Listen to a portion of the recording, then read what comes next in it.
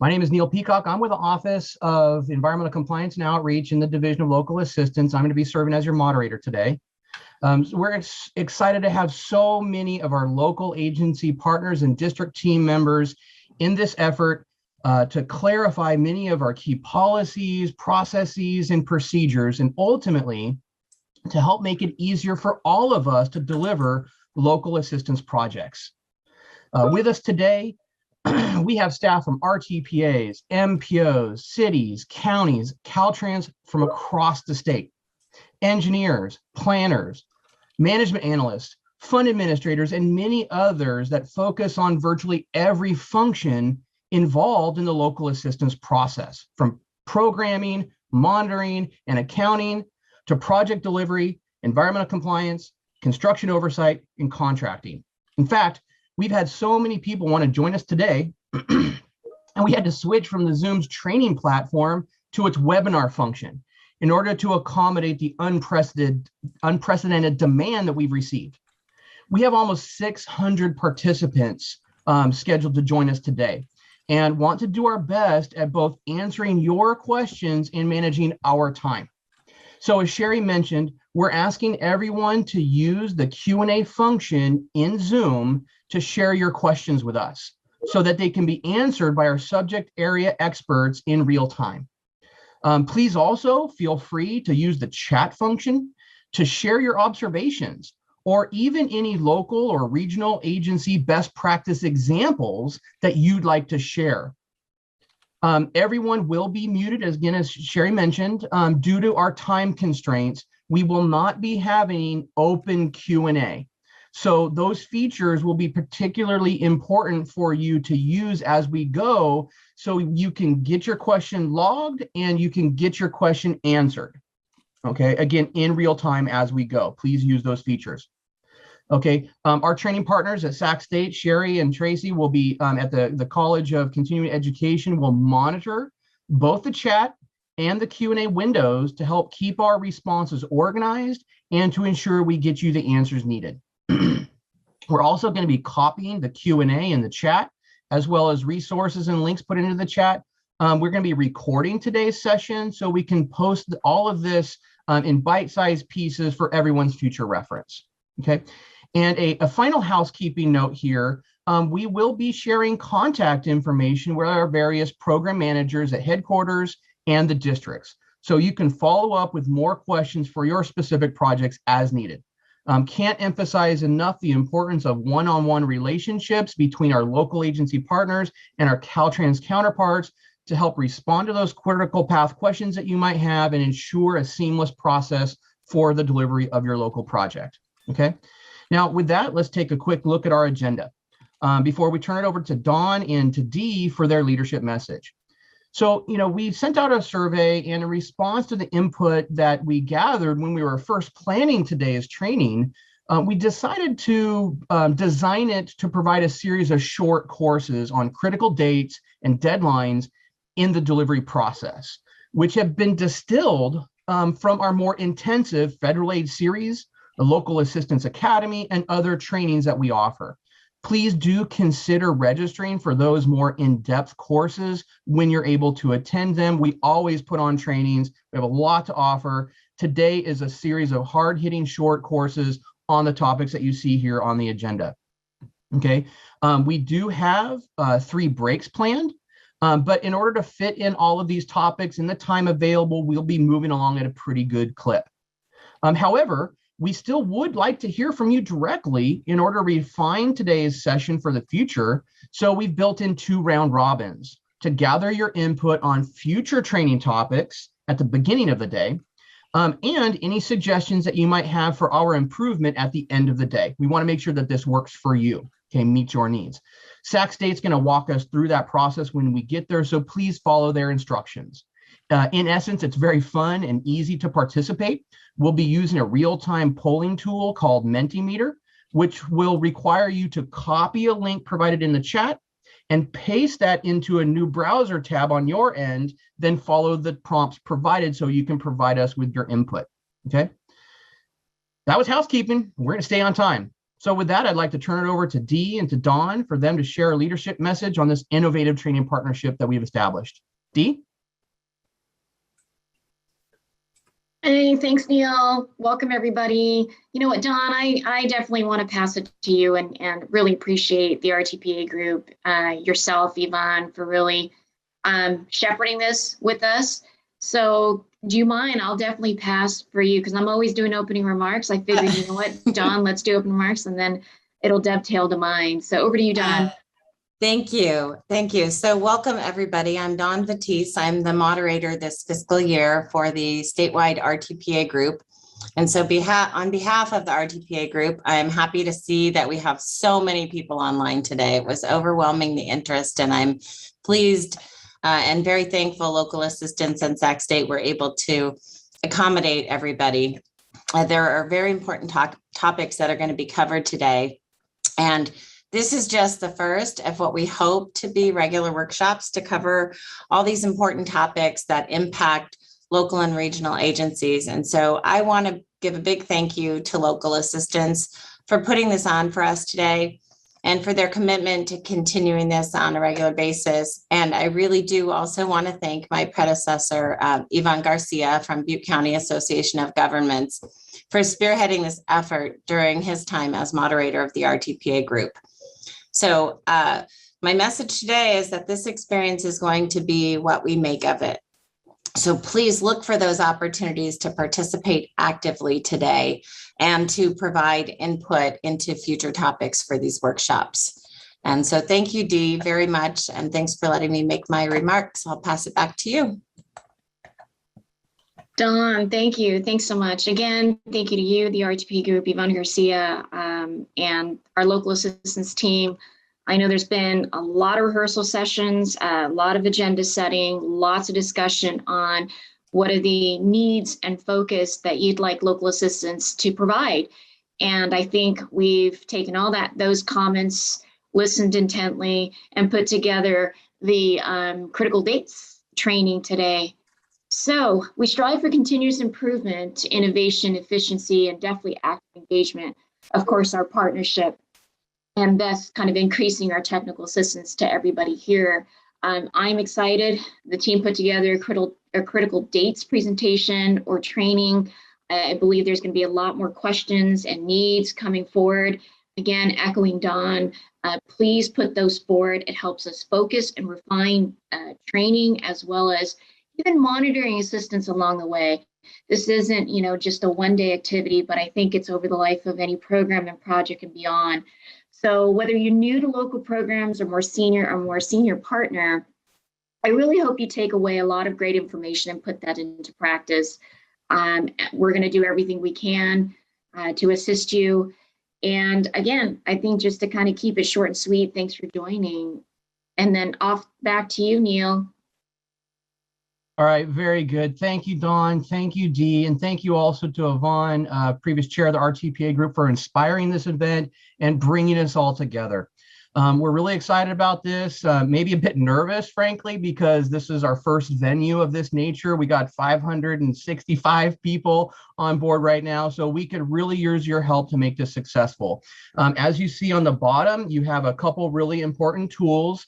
We will not be using the raise hand function because, well, we're not taking questions directly from you live. We're going to be using the Q&A and chat functions, as I mentioned. So please pull those up and be prepared to watch the dialogue as it unfolds. So for our first round robin, Sherry, what we're basically hoping for here is to hear from you in looking at today's list of topics. What additional challenge areas should we address in the future?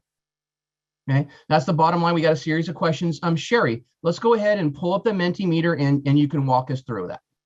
Sure, great. Thanks, Neil. So I'm going to put some directions into the chat box. So give me just a moment to paste those in there for you. Okay, there you go. Let me go ahead and share my screen.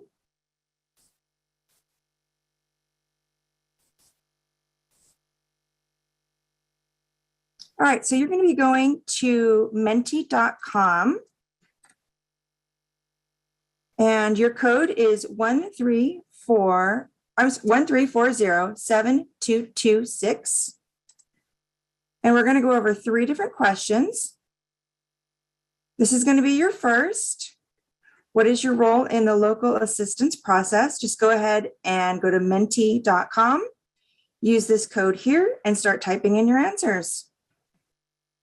If you're having problems accessing menti.com, do feel free to go ahead and put your answer into the chat pod, and we can go ahead and get you that way.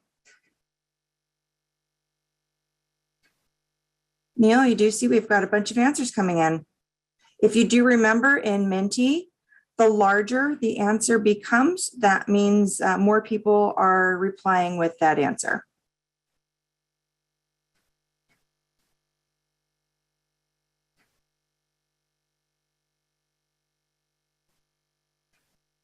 We do have some answers in chat. Thanks, Tracy. We do. We have consultant and project engineer. And somebody is questioning, what is an SPOC? Oh, good one. Good one. We got that question just the other day. It's a single point of contact. One of the regional best practices that maybe we can highlight in the future is making sure that every member agency of an RTPA or MPO has a single point of contact to funnel critical path information and training bulletins, process changes that come through local assistance to all of the staff members of their local agency. So as we can see here, we have a lot of the kinds of folks that I introduced at the outset here. Lots of project managers, lots of engineers, folks working on environmental, folks working on programming and delivery, representatives of their local agency. So again, I think that the point here is it illustrates just how diverse of a crew of team members statewide work in the local assistance arena, and hence how we're trying to shape a program of training topics to meet all of the needs of those various functions. Stockton, Oakland, Banning, we got jurisdictions and county regional agencies from across the entire state today. And we're now almost hitting the 600 mark in terms of participants. Great. We have 318 people who are participating in the Menti right now. Thank you, everyone. Would you like to move to the second question? Let's do it.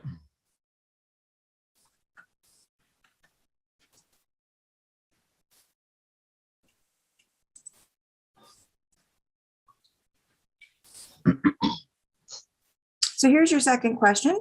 What challenge areas do you face with the local assistance process?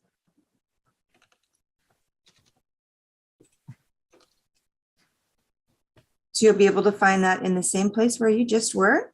Perfect. Looks like we're getting some answers, and these will just start scrolling as we get more.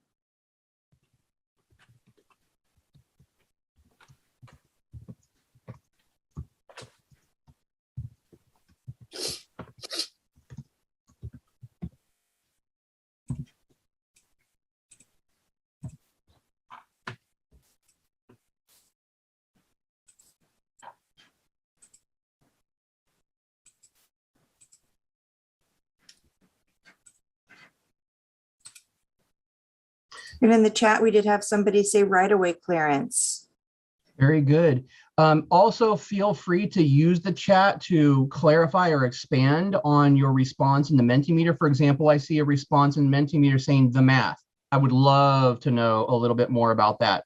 Again, the purpose of this exercise is so we can walk away with lessons learned from today and develop a next program of subjects to help continue this process of meeting your needs. We're also seeing in the chat regulations and guidelines, procurement, clear guidance, too much paperwork, funding, no schedule of project delivery, NEPA and right-of-way, too many rules. Side note, although it's not the focus of today, we could certainly think about in the future having a session on the various process improvement efforts that Dee mentioned at the outset, our risk-based stewardship and oversight initiatives to help, again, deal with some of these comments regarding too complicated, too much paperwork. There's a lot of stuff that's not the focus of today, but there's a lot of stuff that we're doing to help streamline the process to the best of our ability, given the federal requirements that are imposed upon us as the State Department of Transportation.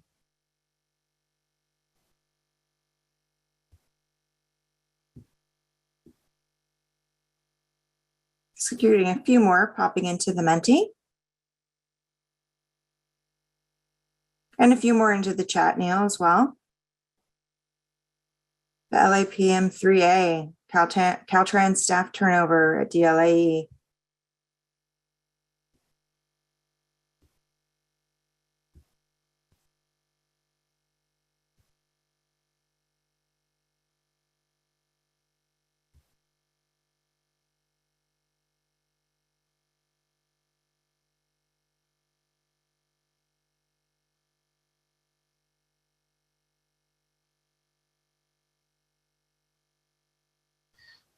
Just as we wait for a few more responses, thank you again for helping make this a success right off the bat.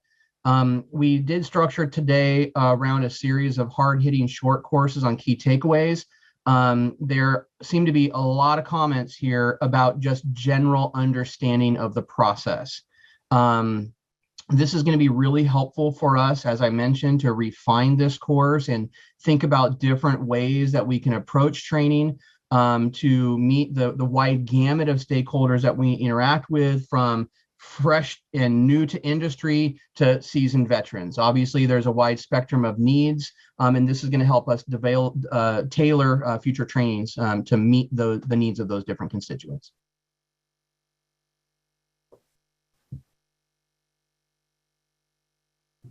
I see the comment workflow. That's also a good comment to help us develop new graphics and visual aids to help map the flow of the process. So that's definitely a lot of heavy lifting on our part to help make sure that we disseminate out to you guys all the information needed.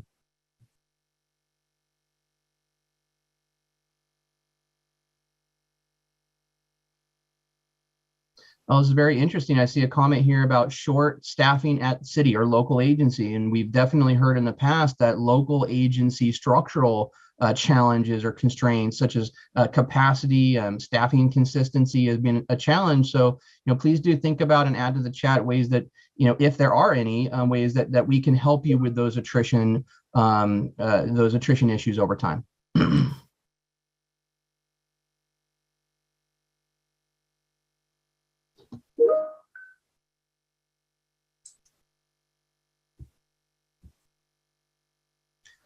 Okay, Sherry, let's give it maybe just say another 30, 45 seconds, and let's go ahead and move on to our next one. Sounds great.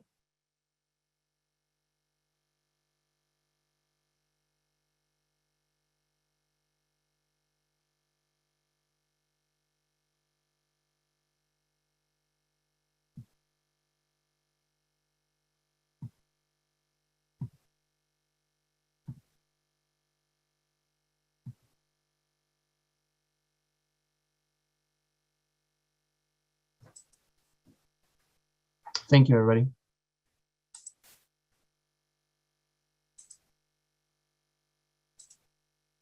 All right, so here's your third question for this session. What additional training topics would you like to see in the future? And again, taking a look at the list of topics we're going to cover today in the agenda, think about what's missing. What would you like to hear from us on in the future?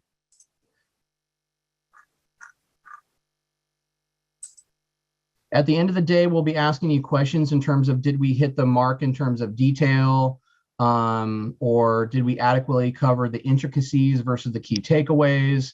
That'll be this afternoon's round robin. Right now, we're sort of looking for topic areas that we want to make sure that we cover for you guys. This can be programs, this can be processes, this can be policies or procedures.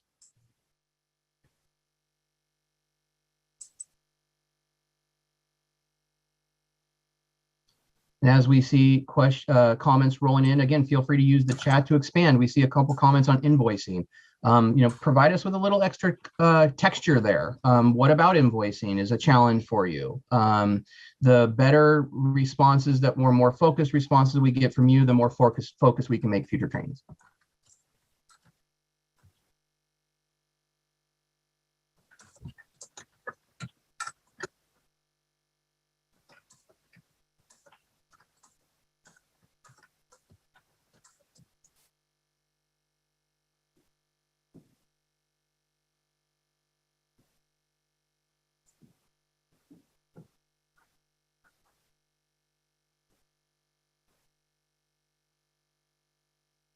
Great question. One that we're chewing on right now in the chat. I'll just read a couple here. How extensive do we need to be in terms of public outreach during COVID? Caltrans participated in a speaker series with the American Planning Association and the Association of Environmental Professionals, sharing some best practices on that very subject. So that sounds like a great opportunity to circle back around on that and provide a little bit more detail and some best practices.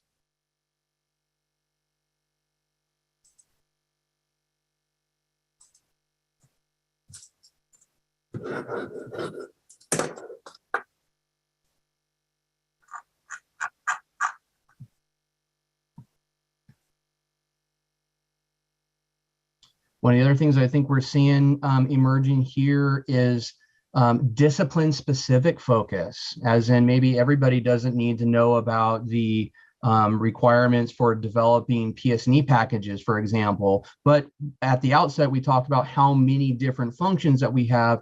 That sounds like that might be a very good focus training for that subset of the local assistance family, so to speak. As we, Sherry, wait for the last couple responses to roll in here, I want to definitely throw something out here for y'all to think about as we look ahead to the future.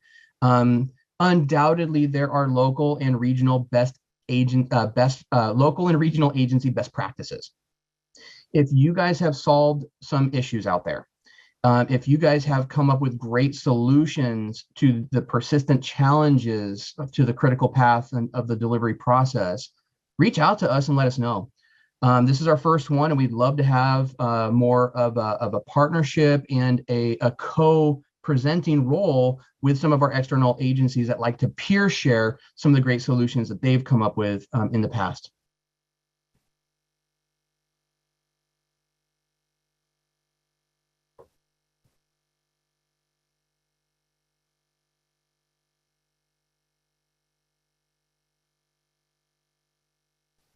And again, how to streamline the process. Again, that's not the focus of today, but we've got a lot to share with you in terms of the efforts that we have in the works to do that very thing. Indirect cost allocation rates, grant funding processes.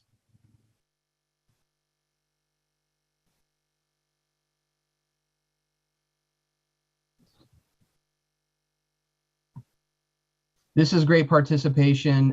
We really appreciate it. As you might imagine, the virtual arena is particularly challenging for trainers like us.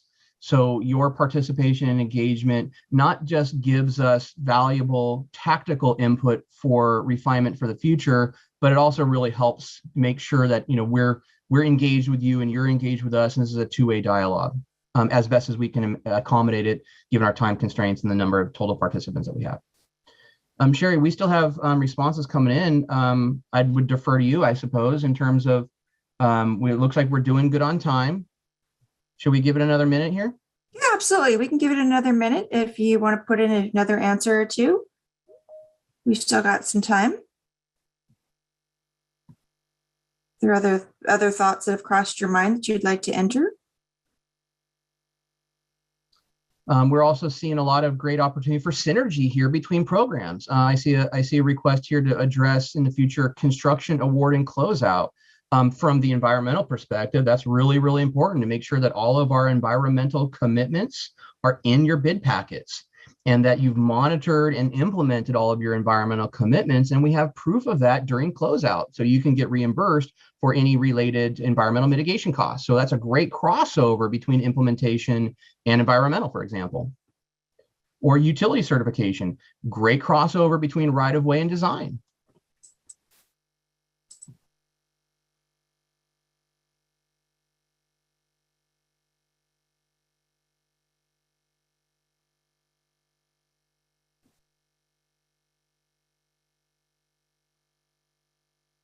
Ooh, I see a really interesting comment.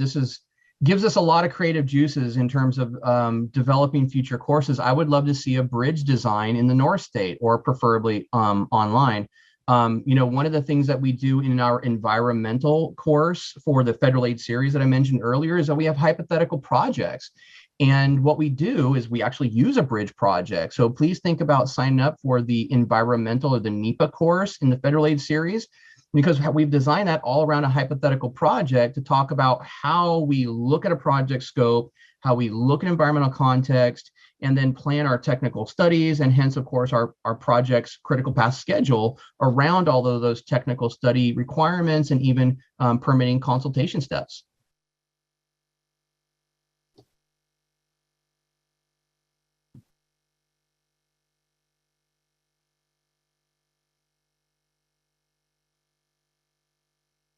And thank you for folks that are putting resources and links into the chat. We will be, as I mentioned, copying all of this and disseminating for future reference. But these links, if you are so interested, you can go to bookmark to sign up for one of our trainings, any one of our numerous trainings.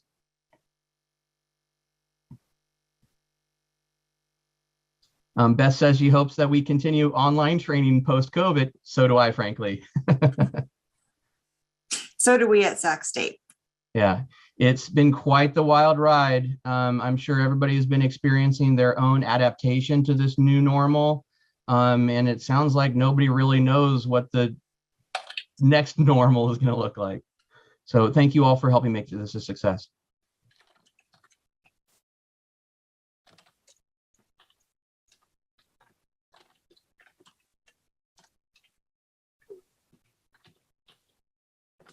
Okay, Sherry, I'm looking at the clock. That's a lot of input for us to chew on. This is exactly what we were hoping for in terms of this round robin. Okay, go ahead and stop that share.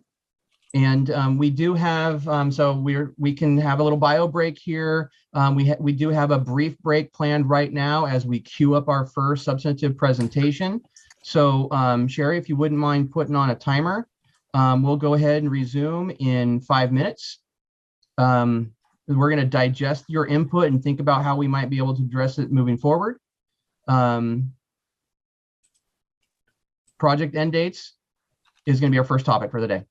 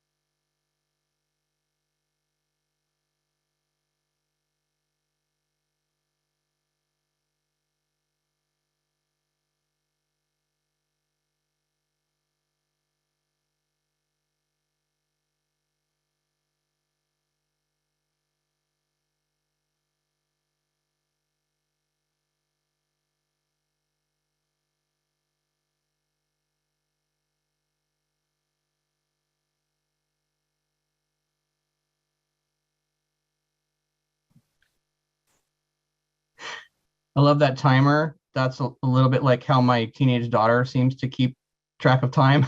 that was fun. So we're back. I would just, as a reminder, if anyone out there has great solutions or best practices that they'd like to partner with us on presenting in a sort of a peer sharing capacity in the future, please put your name and your contact information in the chat so we can get a hold of you guys, whether you're a city, a county, RTPA, or an MPO. There's lots of great solutions out there, and we'd love to join forces with you, so to speak. Okay, so Peter, take us away. We got project end dates as our first technical topic for block number 1. All right, let me share my screen to bring up the PowerPoint. But first of all, one thing kind of we point out the issue of training that, yeah, when you're in person, you get a better rapport. But one thing about virtuals, there's no way we reach out to over 600 people in one event. So that's the one advantage of this thing, is we are reaching out to a large range of group of people. Once again, I'm Peter Anderson.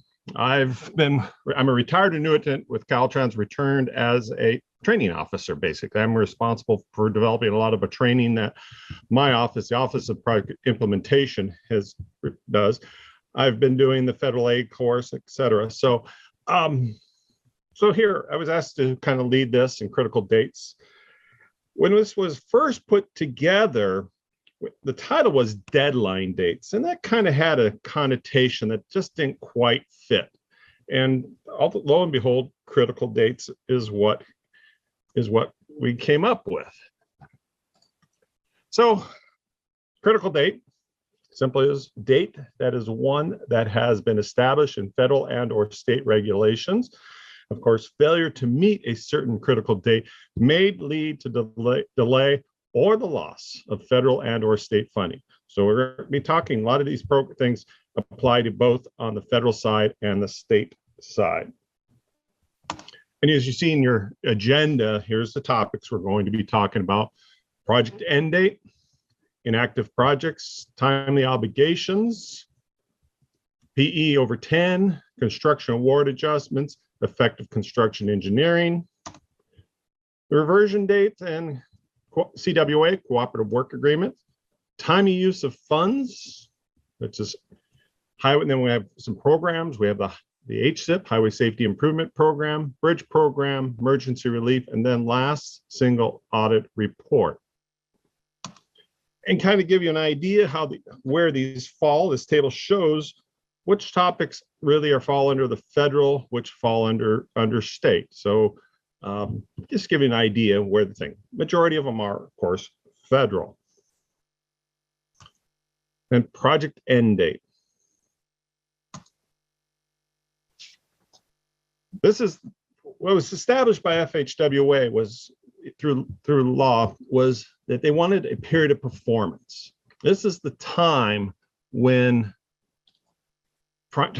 of which eligible federal project costs can be incurred. And of course, when it starts with your first authorization, your E76, when it's approved by FHW, and ends when the agency reaches the estimated project end date for the work phase. So it ends with the date that we establish.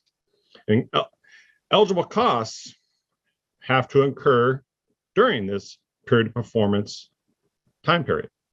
There's one exception, and that is at-risk PE. At-risk PE allows you to start your PE costs prior to doing an authorization, but those costs will be eligible.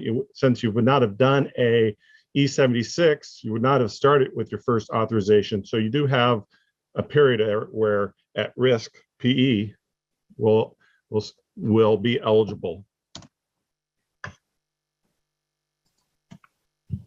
So establishing the project end date. And this is estimated the phase completion date. And we talk about phase is because we do a different project end date. We do one for PE. We can have a different one for right-of-way. We can have a third one for construction. So each one will have a different end date. And they go about how to estimate these dates. And it's required to be shown on our LAPM 3A with every request for authorization.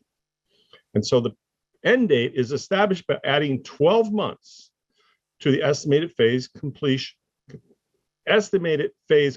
date, and allows for potential delays. So how do we go about calculating this? And that is that the PE and right-of-way, the completion of that phase is the anticipated date of construction advertisement. When you're advertising a project for construction, it is assumed very strongly that your PE is completed and your right-of-way is completed and cleared. For construction, the completion is the anticipated date when your board or council does contract acceptance, meaning that you're releasing the contractor from his duties, that all the project has completed, and therefore the construction is done. One thing I want to say about this PED, though, is that you, the local agencies, you have 100% control of when this date is established. So you know your schedule, anticipated schedule. So you have complete control over this. This is not a date that is arbitrarily or established through other rules. This date is established by your schedule of your project. And of course, updating the PED, you can update it. And the simple one is we update the PE when we go to the next phase of work. I've mentioned that we start the PE phase and the right-of-way, and those two dates should correspond with each other because they'll based off the estimated advertisement date. And then when you go to construction, we'll update that date, should be updated automatically based on a revised schedule, based on from being advertisement to when the project is completed. The PE, you want to make sure you monitor the PED date. If needed, the local agents may request that it be revised. And so you need to be able to justify with FHWA the reasons for a change in the date. This last year, COVID was a big issue. A lot of agencies had to shut down. And so schedules got, out of sync with what the work should have been done. So there was a lot of need to update. And there was a lot of projects that, people weren't monitoring it. And so we have some gaps that occurred in eligibility of reimbursement because of that. And of course, any costs incurred after the PED are not eligible for federal reimbursement. So that's why it's important to monitor it. So if the PED is revised after the date has lapsed, that costs incurred between the expiration and the date FHW authorizes the revised PED are not eligible. And then FHWA also has put, this is something that FHWAs are stated, they want to see all the invoicing to occur within 120 days after the PED has expired. So if you've completed your project, we have other things that come into play that really this 120 days may not be critical, but it's still important to be aware FHW wants to see the invoicing to be done within the 120 days. So your work can be completed. You still have 120 days to get that invoicing in. So a couple of places to find out what your PED is in case you forgot. Our authorization summary. This summary is supplied typically to every agent through our district DLA, the district local assistance engineer. And so that this will be supplied once the authorization is done. And so lo and behold, up in the upper right-hand corner is the project end date for a particular project. Also, on our LP 2000 finance letters, That comes out of headquarters office. We'll supply that finance letter to an agency after every action. And the same thing here. The project end date shows up on the finance letter. So you have two sources in case you need to know to verify what is the official date in case you've forgotten. And always look at the most current document that you have received, and you'll see that project end date. Inactivity. Inactive projects. And like I said, FHWA, they have a nationwide target of inactive unexpended balance is 2%. So department considers a project inactive if no payment activity has occurred within 6 months. And that's in the master agreement. It's also in the program supplement. That is one of our requirements that we put forward. FHWA goes beyond that and says, hey, we'll consider it. They really truly consider, and that's the key, people, is FHWA, is that no payment activity has occurred within 12 months or more. So if a project is inactive for the 6 months, the department, we don't receive an invoice within the next 5 months, total 11, the agency will need to start providing justification for inactivity. What has caused this to be no invoicing? And then what results of inactive projects is project obligations could be removed by FHWA if the agency does not provide justification. Or this one is more critical. Future obligations may be delayed if prior phases are inactive. I was working on a project fairly recently that was inactive for the PE phase. The agency was coming forward with construction. FHWA was concerned about that, adding that additional authorization to the inactive balance, because all that happened is that authorization, those additional funds count against that invoicing balance that creates the percentage, and that they wanted to know the status of an invoice. Is the agency going to invoice for the work funds that have already been authorized, meaning PE?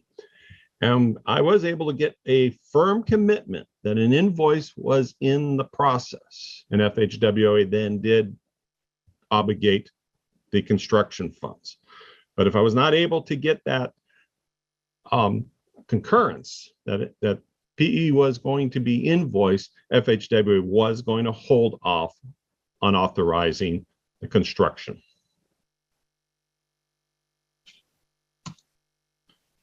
Timely obligations. This is a fairly new metric that has just recently been deployed. And so we haven't really, in California, we have not really implemented it yet.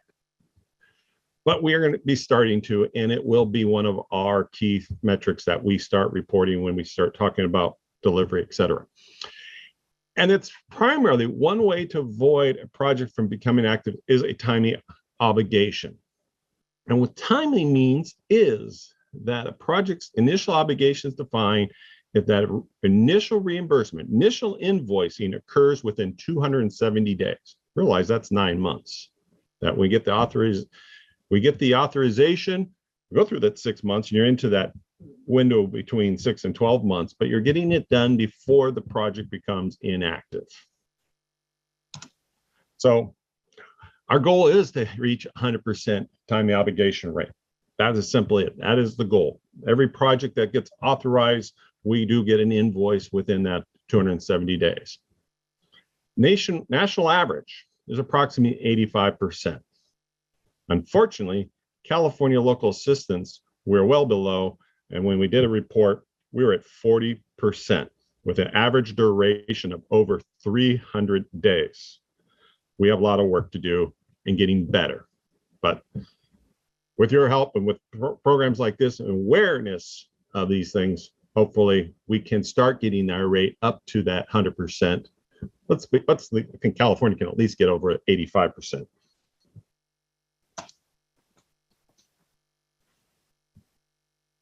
Preliminary engineering, or PE, over 10 years. This is CFRs, 23 CFR 630.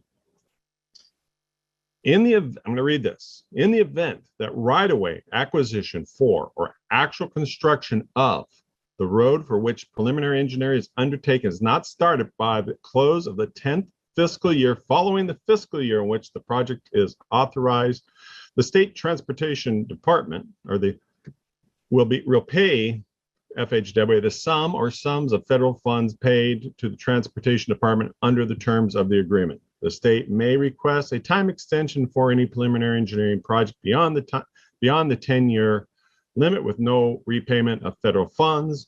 FHWA may approve this request if it considers reasonable.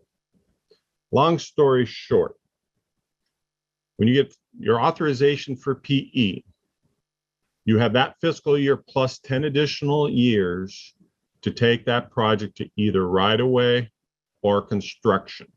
There are a lot of projects out there, though, where environmental can be very complex, and that 10 years it seems like a long period of time, but like I said, in the complex environmental world, 10 years is not that long of a period of time. So with all the studies, but it's not to say that you're in trouble. The issue here is that you do need to get approval from FHWA if you're going to go beyond the 10 years.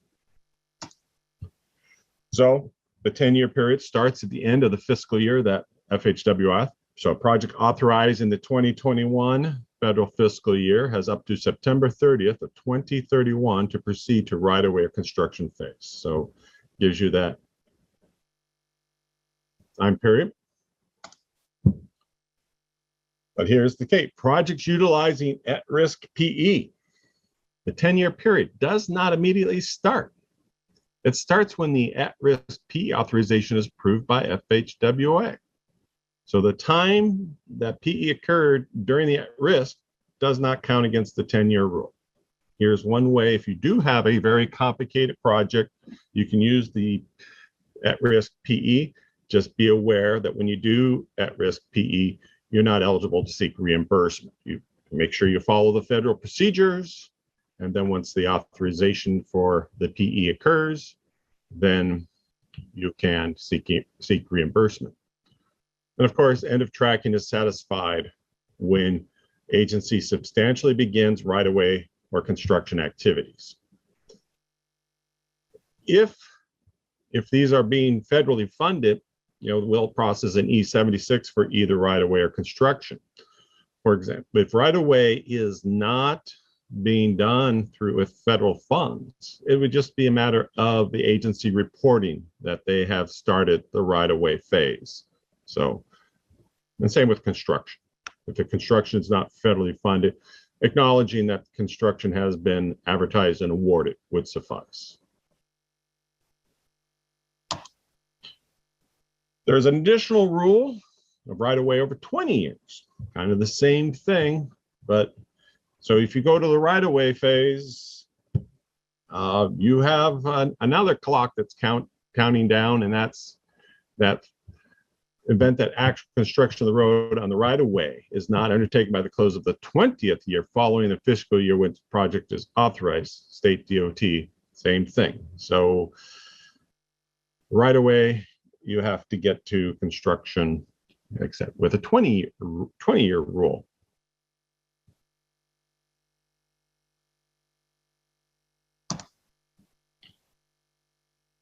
Construction award adjustments.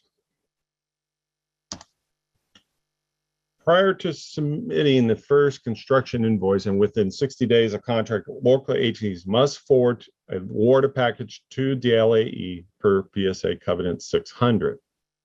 And this is also required prior to, like I said, invoicing. Yes, a construction invoice. You can either submit the award package prior to or with the first construction invoice. If the award amount is more, significantly less than the amount estimated at time of construction, the award package submitted to the DLE will be used to update the project agreement. So we have the ability to start doing some shifting of monies. And that to do that, you also have to submit the LAPM3 as part of the award package. And so if you have savings for construction and your construction engineering was underfunded, you can shift money from construction to construction engineering or vice versa. Here's another thing you can do. If your PE costs or right-of-way costs need to be adjusted up or down, you have the ability to move money into those phases also. If PE costs were programmed and you had savings there and you needed to move that to construction, we can do that with this construction award. Vice versa. You didn't cover all your costs. You have savings, you got good bids and you had savings under construction. You can move those savings to the PE phase. In addition, one of the things that can happen here is we talk about pro rata lump sum. That the general rule of thumb is if you're under the federal maximum reimbursement rate, a lump sum is the preferred methodology. If you're at the maximum reimbursement rate, pro rata is the choice to do. If you have, like I said, a change in your cost to construction that changed it from being one or the other, you can also change your designation of reimbursement from pro rata to lump sum or vice versa. You can do that. And so there's a lot of flexibility that can be done during this time period. And then, of course, construction adjustments, if you need additional funds, the local agencies may submit, obtain additional funds from the MPOs, RTPAs could possibly approve additional funds for the STP block grant program or CMAQ. If it's a program that's administered within headquarters, the HSIP, Bridge, ATP, also, it's a possibility. It's not to say it's guaranteed, but there's always a possibility. And I'm always a person that says, hey, go ahead and ask. Doesn't hurt to just ask. ATP is probably a little bit more complicated because that involves CTC, but definitely HSIP Bridge program.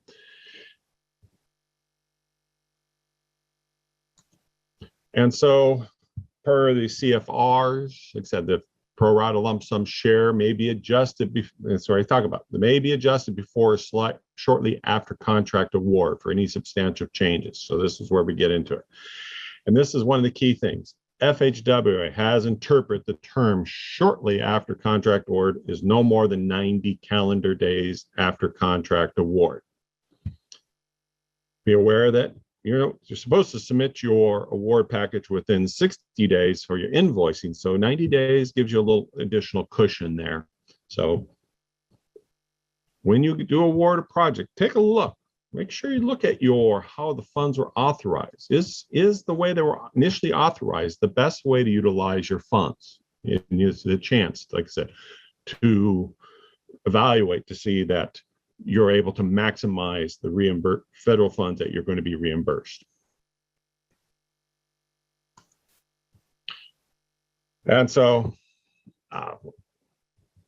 that for future invoices involving the construction phase, the ministry must maintain the federal pro rata share as originally authorized if it's not adjusted at award. And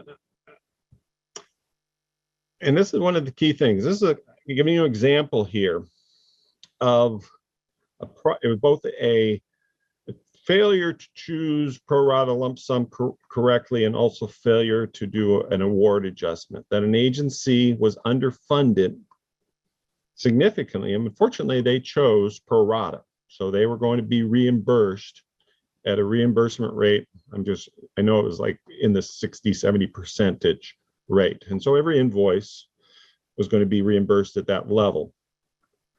Project was awarded at significant savings. They failed to submit an award adjustment. And so in the award was, like I said, significantly savings. And when it came to do the final invoicing and the final close out the project, the agency ultimately lost out on over $100,000 of federal funds that could have been left to the project and utilized instead of the non-federal match. So it is imperative to look at these and make sure and work with your district to get an award adjustment done properly. So, which brings us to effective construction engineering. Sometimes when you do your construction authorization, is because your budget is such that you don't have enough funds, and that you have to decide whether we're going to put all our construction funds to construction, etc. So, but you get to be reimbursed for your construction engineering, they must be specifically included in the LAP 3A and authorized by FHW to be for federal reimbursement. So it has to be segregated out. But like I said, give me an example that if your budget was such that we don't have enough money to cover both, we'll just plan on utilizing all our federal funds to construction, and that we'll do our construction engineering under our own forces, and we'll pay for it ourselves. So, but if you got the bids came in and you've got great bids and you got all of a sudden you got this influx of money that you now need to use, you can move it to construction engineering. But that construction engineering is authorized after construction begins. It's only those costs incurred after the date the CE authorization occurs by FHWA that you're eligible for federal reimbursement. It's not retroactive back to the initial construction. And so an agency, so key thing here would be is that I always recommend putting if you're following that category where you're having most of your money in construction, put a token amount under construction engineering, because then you are eligible to then seek reimbursement retroactively back to the initial authorization. If the bids came in the way you expected and you don't need that money under construction engineering, your award adjustment can then take that money off of that and put it to construction. So you do have the opportunity there to take that money you're not going to use under construction engineering and apply it to construction. And here's another thing is that if you have no other source of invoicing, but you can use your CE prior to construction to prevent the project from becoming inactive. So you can charge some CE costs to a project to avoid that inactivity.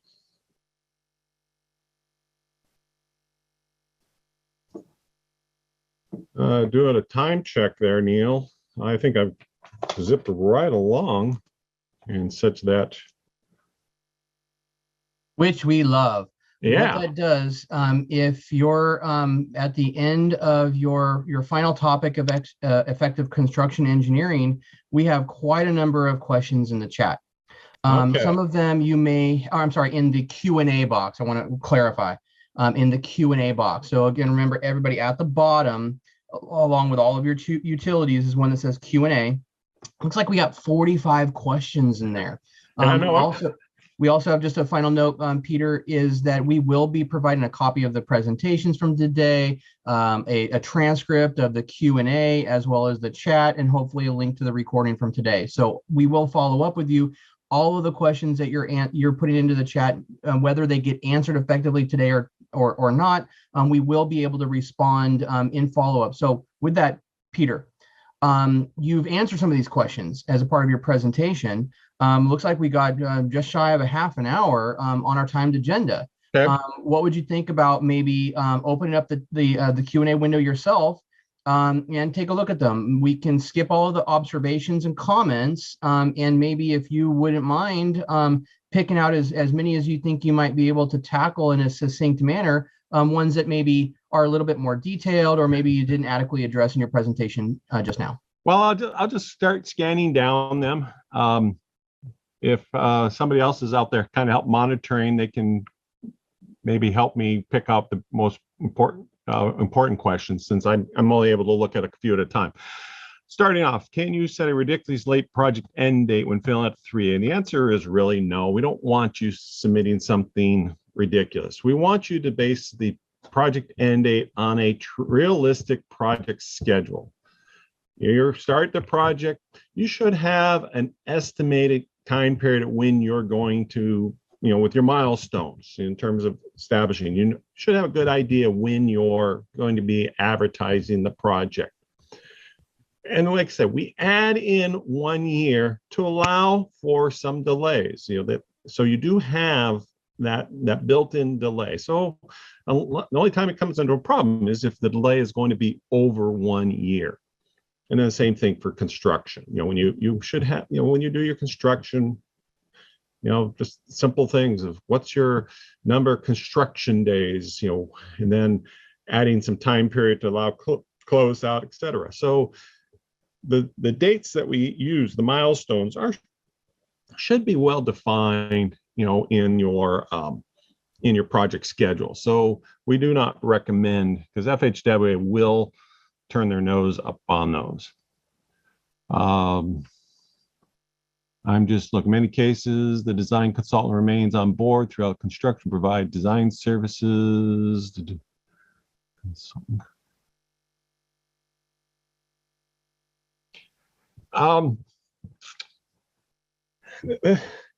This one's a little, I'm not a consultant expert.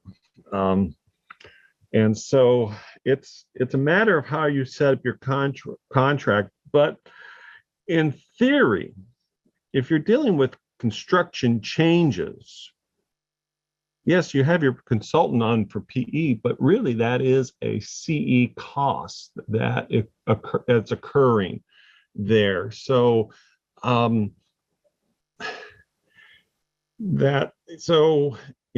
able to utilize that same consultant for PE costs versus CE costs, I'm not quite sure, what's legally allowed. So like I said, I'm not a consultant expert. So my screen jumped.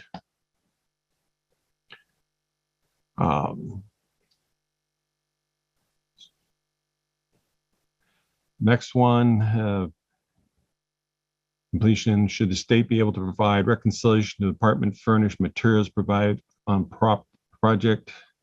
Same thing there. Hopefully we get the answer to that is yes, but sometimes those things do get delayed. And so we'll work, realizing as questions get put in here, my screen jumps. So No problem, Peter. Okay. We appreciate you scrolling through there.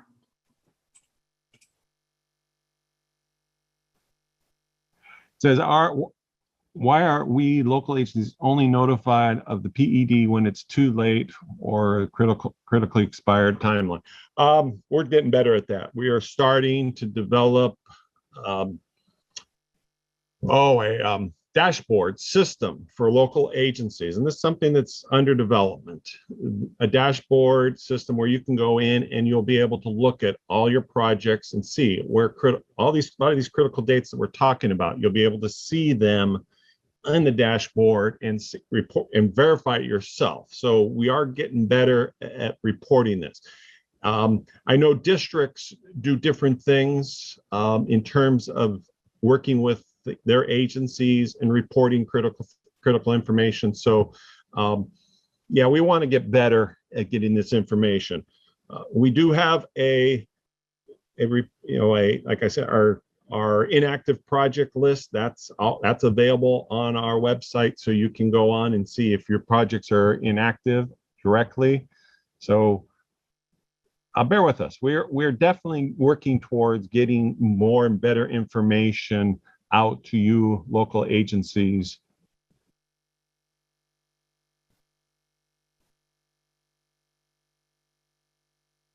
So if there are project savings during construction, from a practical perspective, how can those savings be transferred to the PE phase? So if you're going through the construction process and you get during the construction phase that you actually have savings,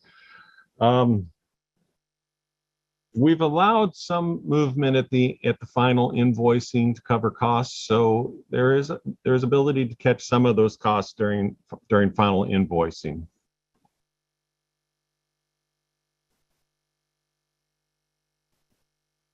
But if we use PE funds during the construction, how does this affect PED?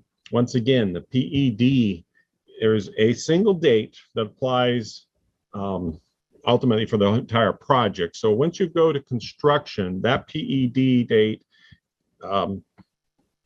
is such that it moves out to some date in the future. So any work prior to that should still be eligible as long as there's no gap. Here's, if we create a gap, but if you're trying to use, it says PE funds during construction. So if you're saying you're using that consultant and you're charging to PE phase, yes, you'd still be eligible because that work occurred during that active period of the period of performance. That's the key. If the work occurs during the time period of a period of performance effectiveness, all expenditures, whether it's PE, construction, right away, would be eligible. Is the 2% goal based on the department? The 2% goal is an FHWA metric. That is their target. And it's basically looking at total unexpended, this is the tricky part, it's the total unexpended federal funds to projects that have hit inactivity against basically the total amount of obligation authority the department has. So as I mentioned, we had a PE project that was, the PE funds were inactive. And as soon as we authorized construction, that increased that total amount of inactivity dollar amount. So even though it's a different phase, it's still, and the 12 months, yes, that is also a FHWA PowerPoint, yes.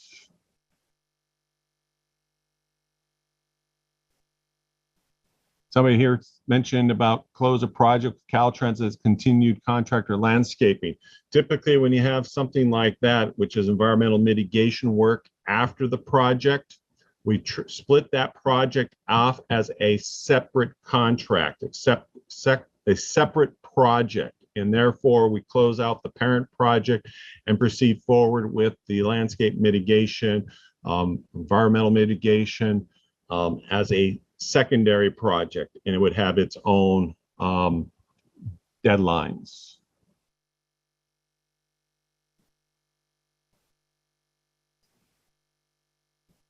Looks like I'm starting to go. Please elaborate pro rata lump sum. If con bids came under estimate, how should we submit award adjustment to maximize? Also see already allocated. Okay. Pro rata versus lump sum. It's pro rata basically says whatever reimbursement rate we're going to maintain, that's going to be the reimbursement rate for the entire project.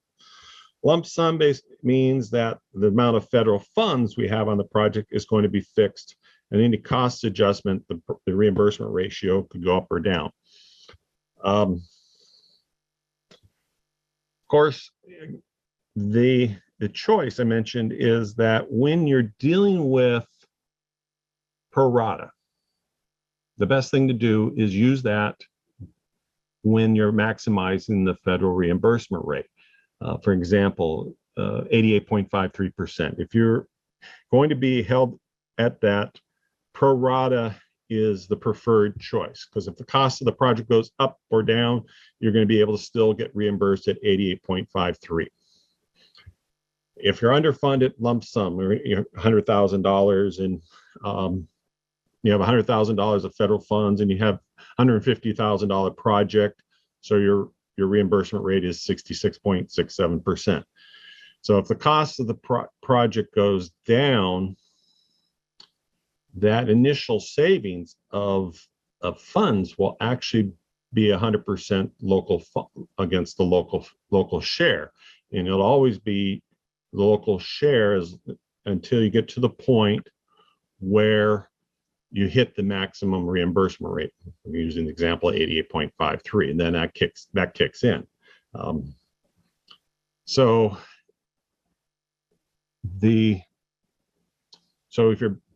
if you start the project assuming that you're at the maximum reimbursement rate, in that you put 88.53%, and then if the bids came in high, that you have to cover that cost increase with local share, the award adjustment would be appropriate to change it from pro rata to lump sum, and that your federal funds would be fixed at that. This is all assuming, like I said, if you're not able to get additional funds to help cover the cost of the project. And with federal funds and funds all being tight commodity, it's sometimes it's very difficult to get cost increases, but that I've worked with agencies under the MTC umbrella that worked with MTC that they had savings on one of their projects, and they got MTC to agree to take the savings and move them to another project in the same district, same agency. So they were able to do that. So I'm not going to say every MPO RTPA works that way, but it sometimes does work where you can get savings and move them around. So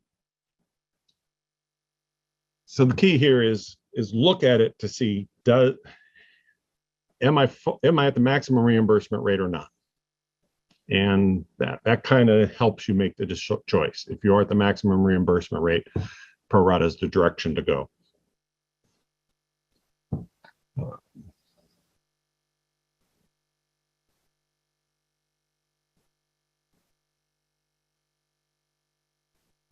So if construction bids come in significantly higher than anticipated, will FHA provide guidance if there is available adjustments to the funds prior to award to ensure local agencies can pay for the project? Yes, I mean, the answer to that is yes. We can do cost adjustments to a project. The key one would be is that you would advertise the project and bids came in high, and you kind of rescope the project a little bit to tweak it a little bit. We would actually want you to submit a revised E76 to adjust that scope, such that we don't go forward making it look like we are getting the same project that we initially authorized, if something had to be removed. But we highly recommend sometimes, what's the term I'm going to use? I'll come to me in a moment here about additive bids. If you do have projects that are, questionable whether you're going to be able to meet your scope, additive bid is a good way to work with that, and such that you have a bidding schedule that sort of says, okay, here's our base bid and here's our additives, that if our bids come in acceptable, then we can work our way down the bid schedule. So if you do have projects like that, I highly recommend looking at additive bid.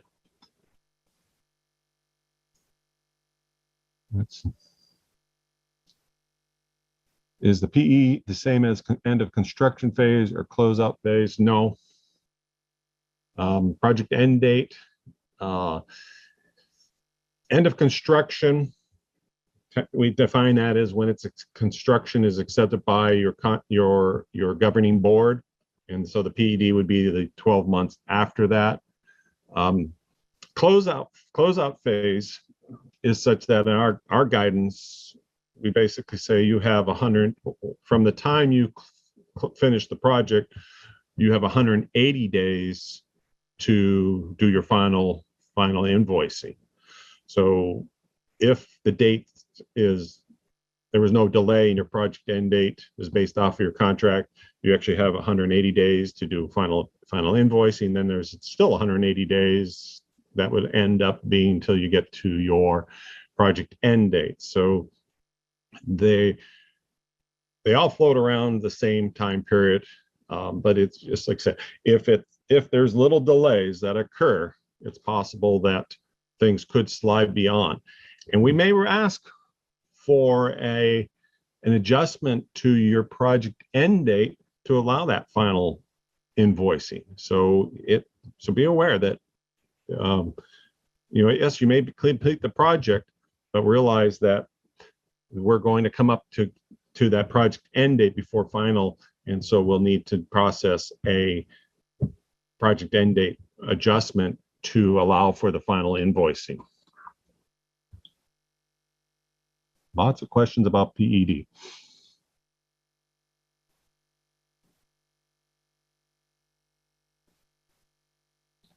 So after receiving these steps of construction, but there are funds from the PE phase, can agencies continue to submit reimbursement requests for PE? Absolutely.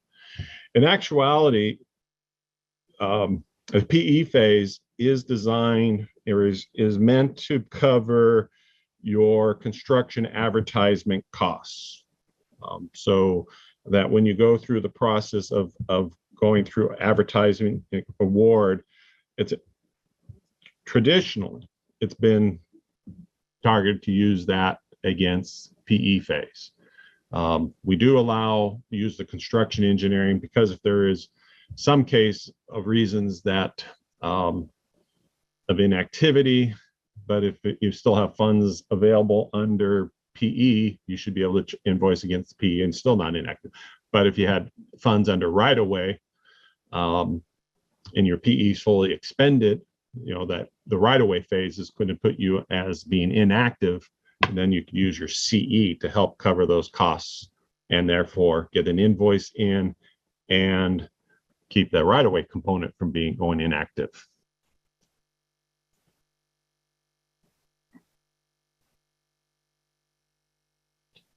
Let's see.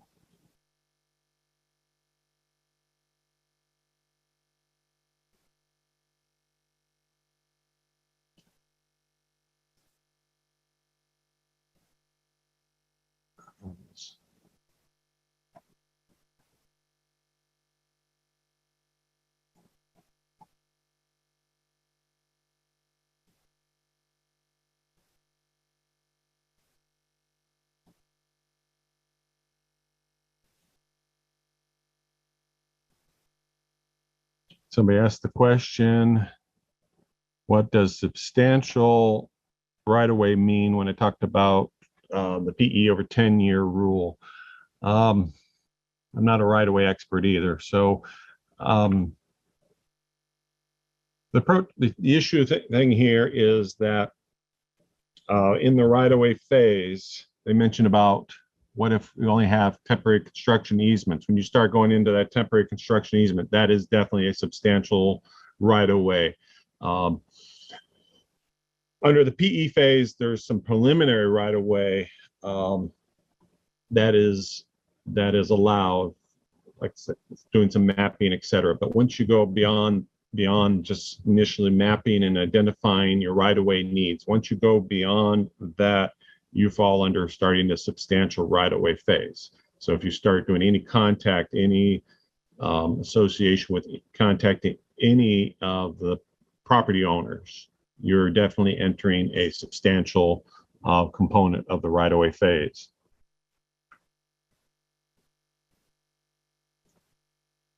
A lot of people asking the agents whether to choose lump sum or pro rata. I hopefully addressed that. I'm not sure what somebody's asking. Can we request an offset match? I'm not sure what that means. I'm not, we've had programs, we've had what was called tapered match.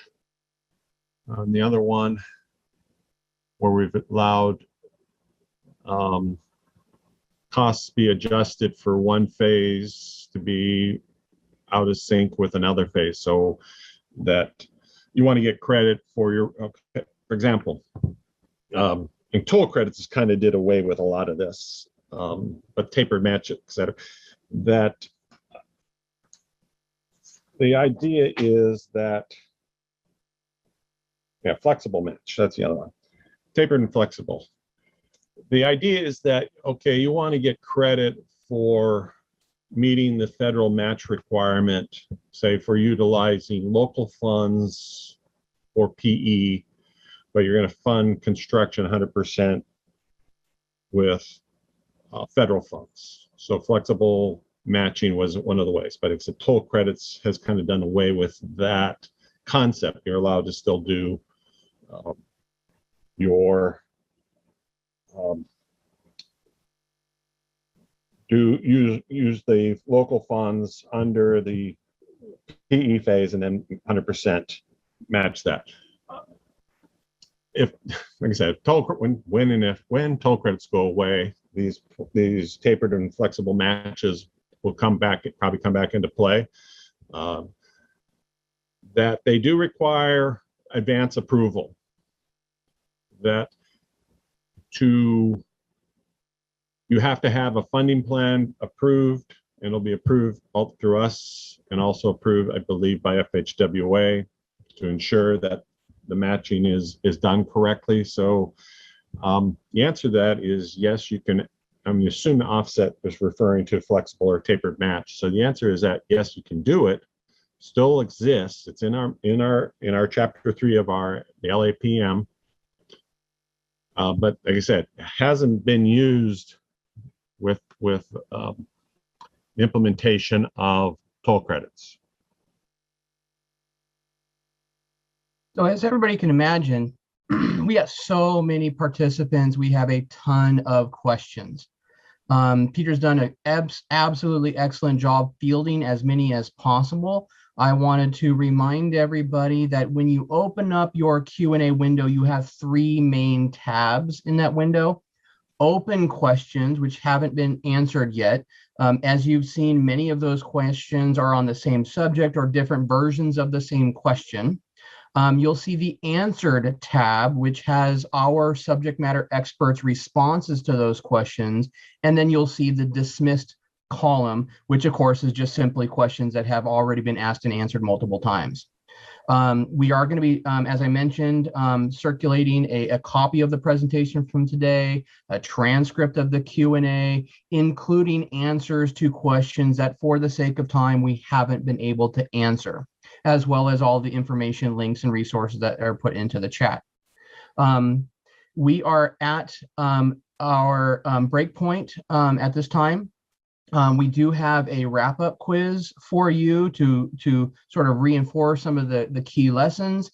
And as Felicia pulls that up, I would just like to reiterate that your input, particularly in terms of the level of detail, maybe even the possibility of being more focused and in-depth details on this subject or that subject, is really going to help us refine this training for the future. As again, Felicia pulls up our quiz to wrap up the first block of critical dates and deadlines. I just want to reiterate, one of the bits of input that we got during the early planning phase for this event was a half day. We would definitely love to hear from you and on a quarterly basis. That was in response to some questions around, like, how much time do you have available for a training like this, so that we can shoehorn our conversations and our training topics into the time that you say that you have available for this. However, we would love to hear from you in the chat if you have any additional suggestions in terms of what level of detail and how much time should be allocated to these subjects. Thank you, Peter. That was a lot of information that you shared. You did, again, an excellent job with such a great roundup of so many very detailed and nuanced technical topics. Well, my understanding is FHWA will, or FHWA, Sac State will be sending me all these questions. I will try to sort them into categories, if not somebody else doesn't do it for me, and try to respond to them as best I can in this section here. So yeah, we'll follow up. And so, like I said, a lot of people were talking about pro rata lump sum. Highly recommend Chapter 3 of our LAPM to get always get some source of information. And like I said, I'll try to be a little clearer so people can understand it a little bit when they follow up on these questions. Great, thank you, Peter. We'll stick with us while Felicia pulls up our wrap-up quiz for critical dates, section number 1. As we hear answers to her questions, maybe we can pepper it with a little additional texture before we break for our first 10 minutes at 10:10. Okay, welcome everyone. My name is Felicia Haslam. I'm the Office Chief of Project Implementation North. I have a couple of quiz questions. Quiz questions. I want to make sure that agencies understand the basics of what we're trying to teach, and also just kind of get a feel on maybe what else is needed. Just 4 quick questions for you. So we're going to talk about period of performance. Maybe that's a new word, but what are the elements of the project period of performance? Is it the estimated by the agency and established for each phase of the project? Timeframe during which eligible federal costs can be incurred? Has an established project end date in which project costs beyond this date are not reimbursable, or all of the above? So please click on your screen the correct answer that you feel meets the period of performance. It does tie with the project end date. And we'll give you 10 seconds, 15 seconds.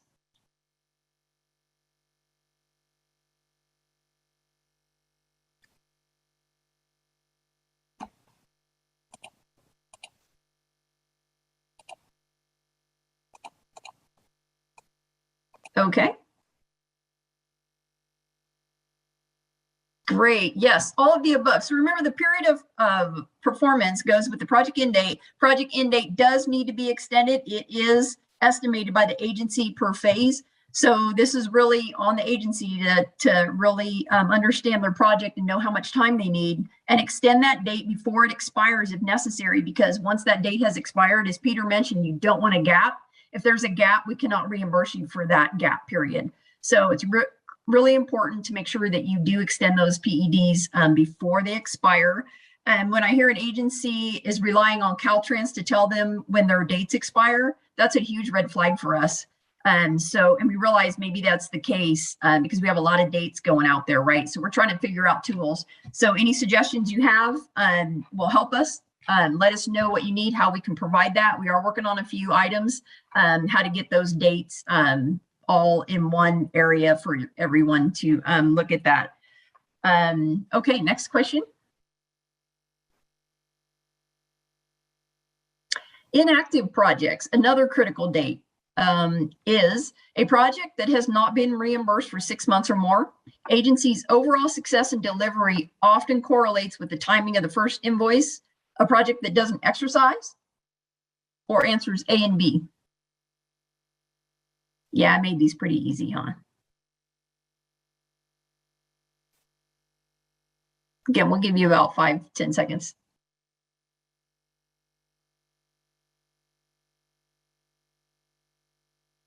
Okay. What do we pick? Okay. So a little bit tricky. So yes, it is a project that has not been reimbursed for more than 6 months.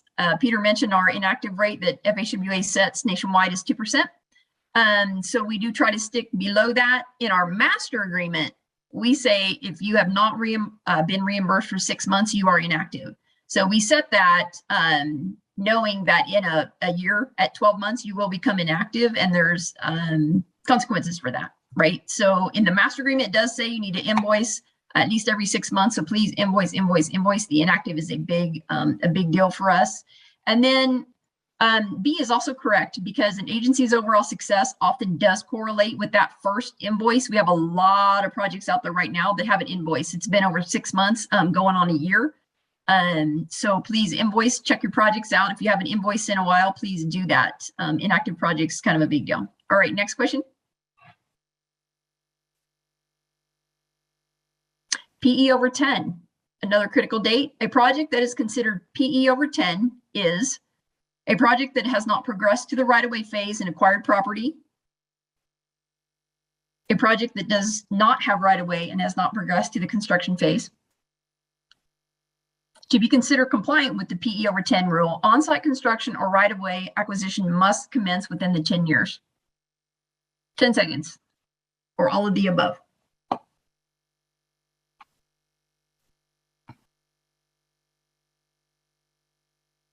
Okay, let's see how we did. So the PE over 10, you might not have heard a lot about that yet, but that will be another date that we will tackle. A project that has not progressed to the, it's all of the above. So you have to move to the right-of-way phase. Right-of-way phase doesn't mean just my right-of-way phase is authorized or I have a right-of-way cert. It's if you need to acquire property, you have acquired that property or you've moved to construction. So we'll send out more guidance on the PE over 10, but if you're over that PE over 10, right now is the deadline. If your PE phase has been 10 years or more, please get in your time extension request because a lot of those expire September 30th.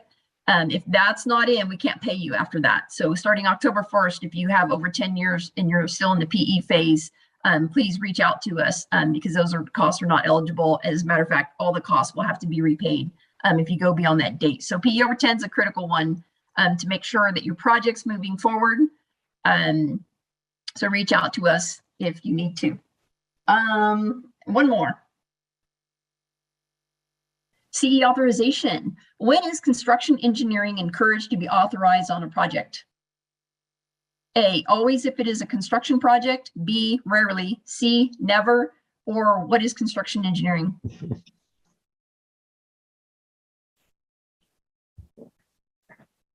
All right, let's see how we did. Yes, please always put construction engineering on your project if you can, and you probably can, right? At least $1,000, 2,000, whatever it is, because we've ran into a lot of issues if an agency doesn't have construction engineering authorized and they're unable to invoice for construction costs, then that project becomes inactive. So there are, like I said, there are kind of consequences for not having an active project. So at all times, please authorize construction engineering, even if it's a little bit, because that will save you. That'll help you to be able to invoice in times when your construction award is delayed. So we do ask, please authorize CE for federal funds with your construction. So that's all the questions I had for this morning session. So thank you. If you have any other questions, please put them in the Q&A. We do plan to answer those. There's a lot of questions in there. Gives us a feel for what we need to work on and provide at the next training session. Thank you. Absolutely. A massive amount of content, a lot of detail to share with you via follow-up. Peter, do you have any summary takeaway that you'd like to provide for segment 1? Majority of what we talked about were definitely federal requirements. These are all pretty much apply to the federal E76 process. And so if people have, I'm going to plug our federal aid series. We have a federal aid series class that day 1 focuses a lot of what we talk about here in this course. And so, be familiar with that. Always emphasize Chapter 3 of the LAPM is a great resource also to help answer some questions. And so, like I said, it's just, I've been doing this for a long time and I still learn things every day. So don't be afraid to reach out to your DLAEs and ask questions. And I always emphasize one of the things out of a training class is that you may not pick up on all the information, but what it does, it allows you to ask smarter questions. And that's what I hope that we get out of any training class, is that you know kind of get a good general feel of what to ask. And when you get the answer, it makes sense to you. Thank you, Peter. And again, great plug for not just the local assistance procedures manual, but the federal aid series. Back in the old days, federal aid series was one solid week, every single day, all day. That's a really great insight in terms of the level of detail that we drill down on through the federal aid series. Now those are separate, so you can take one course or take the different courses in any order. But the main thing here is that there's a lot of guidance material. Please see our website. Please make sure that you're familiar and have a copy of the LAPM available for you to consult with, do your homework, do your research, and attend all of our various trainings. Before we break, there is one note or a question actually in the chat I'd like to address, because I think it's really important to acknowledge this partnership and the fact that Caltrans can't answer all of the questions out there. So let me read this question. I am a new SPOC, single point of contact, and there's quite a lot of new information that I'm not sure what to do with. What do new single points of contacts need to know? I sent this question in the chat, and I tried to respond to that in chat, but here's my encouragement to you. Don't forget there's a very, very critically important relationship between our RTPA and MPO partners and their local agency members. You guys have your own internal policies and procedures. You have your own communication protocols.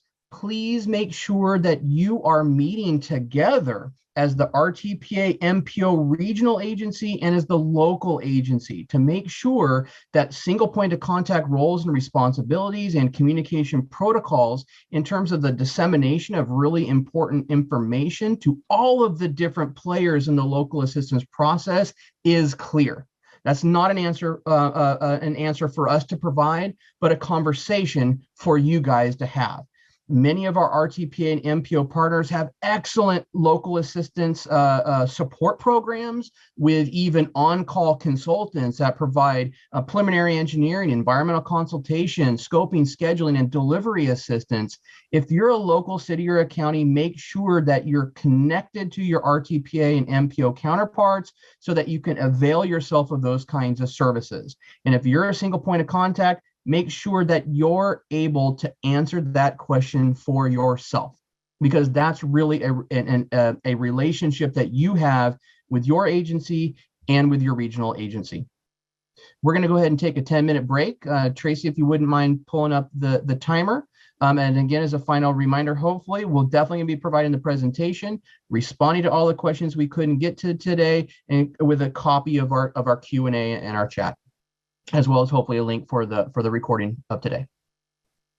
Tracy, if you could pull up the timer, let's go ahead and take a break. Everybody grab some coffee, use your restroom or anything else you need to do, and we'll see you in 10. Thank you.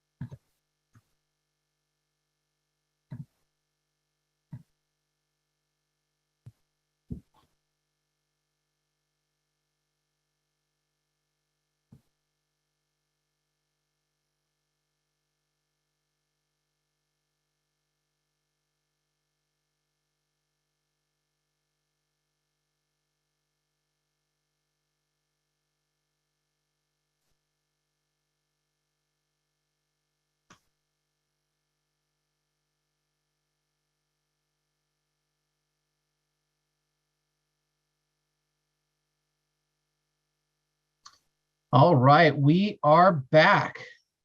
Amy, we've got reversion dates and cooperative work agreements coming up next, yeah? Yes, yes. All right, let's do it.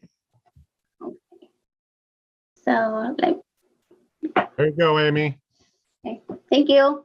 Hello, welcome back. My name is Amy. I'm from the Headquarters Subvention Management Branch. I have with me today are my two colleagues, Peggy Sue and Carmen Wells. They will be helping me monitor the Q&A box. So if you have any questions throughout my presentations, please enter it in the Q&A and they will respond to your questions. Today I will be presenting on the reversion date and the cooperative work agreement. Next slide, please, Peter.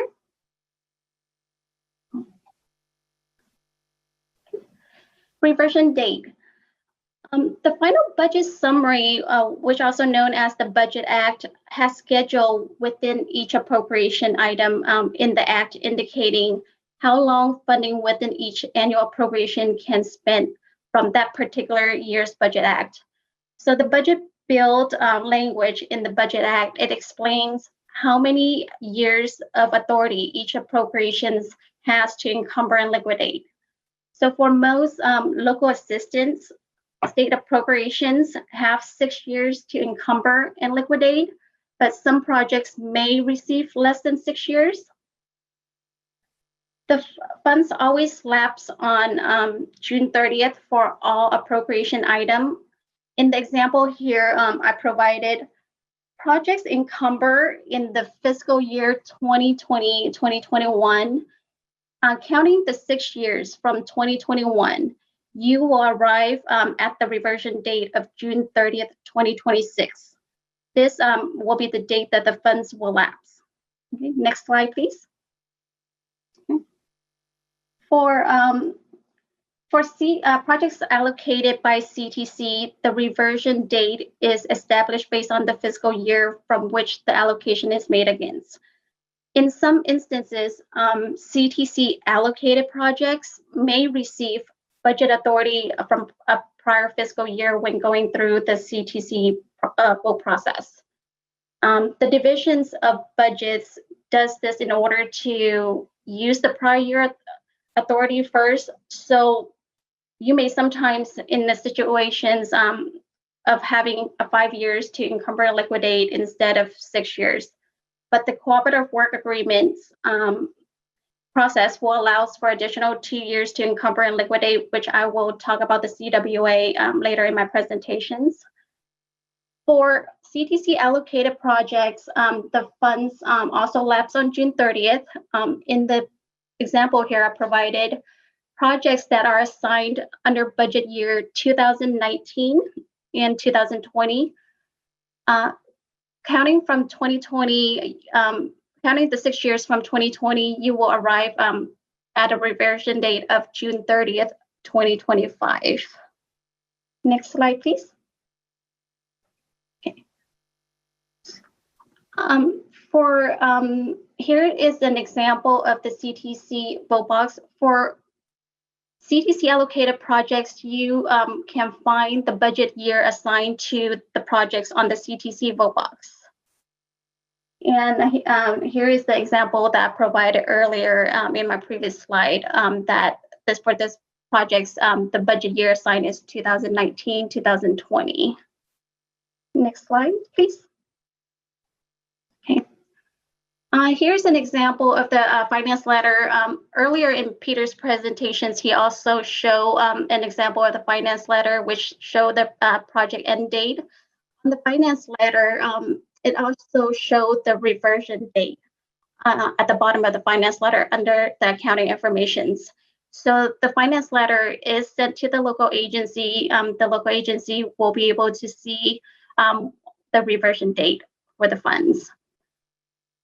And as I mentioned before, the funds lapse on June 30th, but the final invoice needs to be submitted to the district by April 1st. So it will leave enough time for accounting and districts to process the invoice, because the invoice process it goes through several touch points within the department. By submitting it on April 1st, it will allow us a sufficient time to process the invoice. If the agency can't submit the invoice on April 1st, we highly recommend to request for a CWA to extend the reversion date, because the CWA will allow for a 2 years extensions. I will go over the CWA in the next few slides. Next slide, please. Cooperative work agreement. Allowed by the Government Code 16304.3, projects can be offered additional 2 years to expend the invoice. This is a one-time extension only, and this process was vetted by the Department of Finance, the Division of Budgets, Local Assistance, and the State Controller Office. In the Government Code, it stated funds are to revert to the fund of origins if they have not liquidated by the 2 additional years that was allowed by the CWA process. Okay. Next slide, please. Okay. Okay. You want to bear in mind that the timely use of fund provisions might be shorter than what is allowed to be expended by the Budget Act. So for STIPs, ATP, SB1 projects may be more restrictive and not allow as long of a timeline for spending. Sometimes you may need to request a timely use of fund extensions from the CTC before going through the CWA process. If the timely use of fund extensions is approved by the CTC and the date goes beyond the reversion date, a CWA is needed for expenditures. So sometimes you will need to request both. Okay. Next slide, please.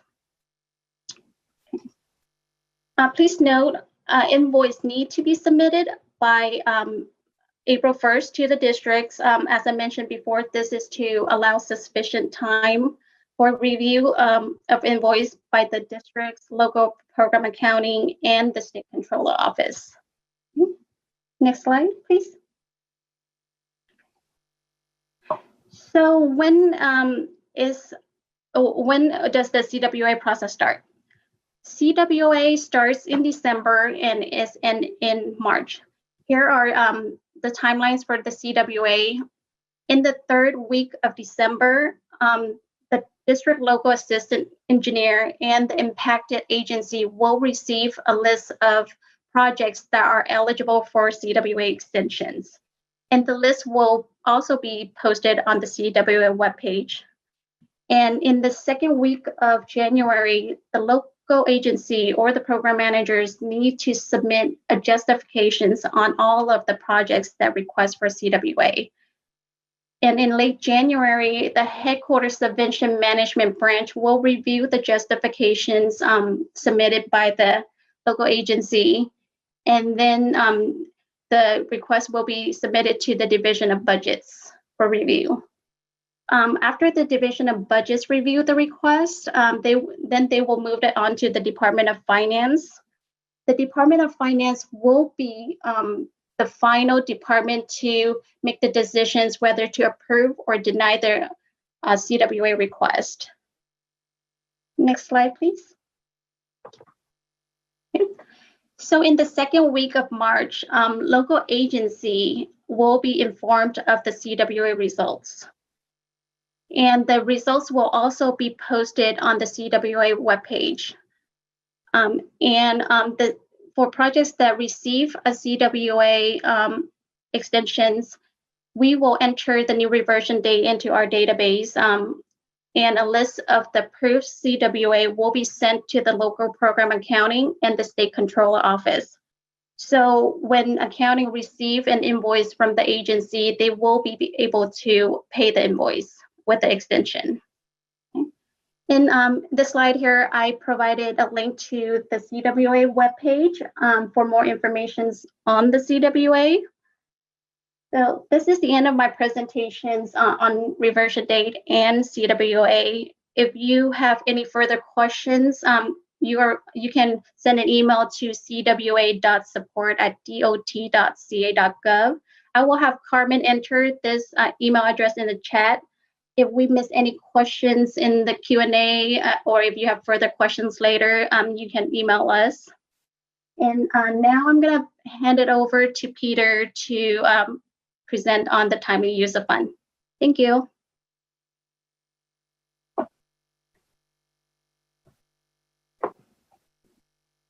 Sorry, had to unmute myself. Time use of funds. Time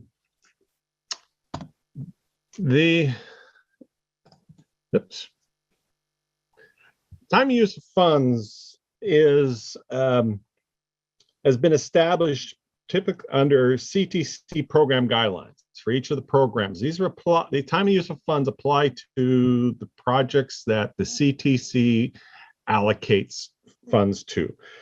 And emphasize these dates typically are more restrictive than like the reversion dates that Amy has just got talking about. So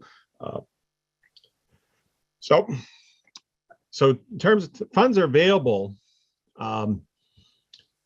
for allocation identified in a programming document, and they're eligible in that document. They're under a state fiscal year. And so the funds are available for allocation during that year. So whenever program funds are not allocated within the deadline, the project programming will be deleted. So when the CTC programs, the anticipation is that those funds will be allocated. Funds allocated under basically 4 different areas: PA&ED, PS&E right-of-way, construction. We also talked about PPM, which is planning, programming, monitoring, are a little bit different. They're thing, but those first 3, along with PPM, they must be expended. So you get your allocation, but then they must be expended by the end of the 2nd fiscal year following the fiscal year which the funds were allocated. We are currently in state fiscal year of 21-22. So those funds will be available until June 30th of 2024. So funds allocated for construction must be awarded within 6 months of the allocation. That's another time use requirement. So there's a tight time frame regards to getting an allocation and then moving forward to getting it to award. And understand that if there are federal funds involved with this, you also have to get the E76 approved. And it's highly recommended that you submit your allocation request. You also submit your authorization request at the same time. We cannot process the authorization until the funds have been allocated, but allows us to do the review to ensure that everything is correct, and that once the allocation has occurred, we can process the E76 immediately after the allocation to avoid any delay on that part. After award on the construction, the local agency or Caltrans, can be a Caltrans project, you have 36 months to complete the contract.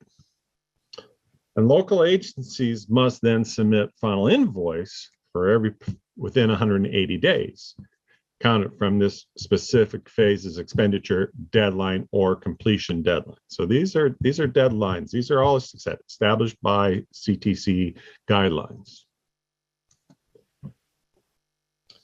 Here's the key is, of course, it's extensions. We can get extensions, typically a one-time extension for each phase. So CTC may extend a delivery deadline upon request, but no deadline may be extended more than once. Each program and project component has its own deadline. So we have a separate for an allocation, contract award, expenditures, and project completion. As I mentioned, if a project is programmed in a certain fiscal year, you can request requests an extension before the fiscal year ends to get that moved out.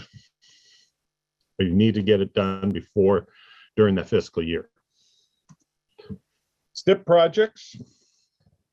It said CTC may grant an extension up to 20 months for each deadline. Each of the deadlines I mentioned prior, they can get up to 20 months. The ATP, SB1 programs of LPP, TSEP, SCCP, they have different. CTC may approve an extension up to 12 months. There are 2 exemptions. ATP, the allocation may receive an extension up to 20 months.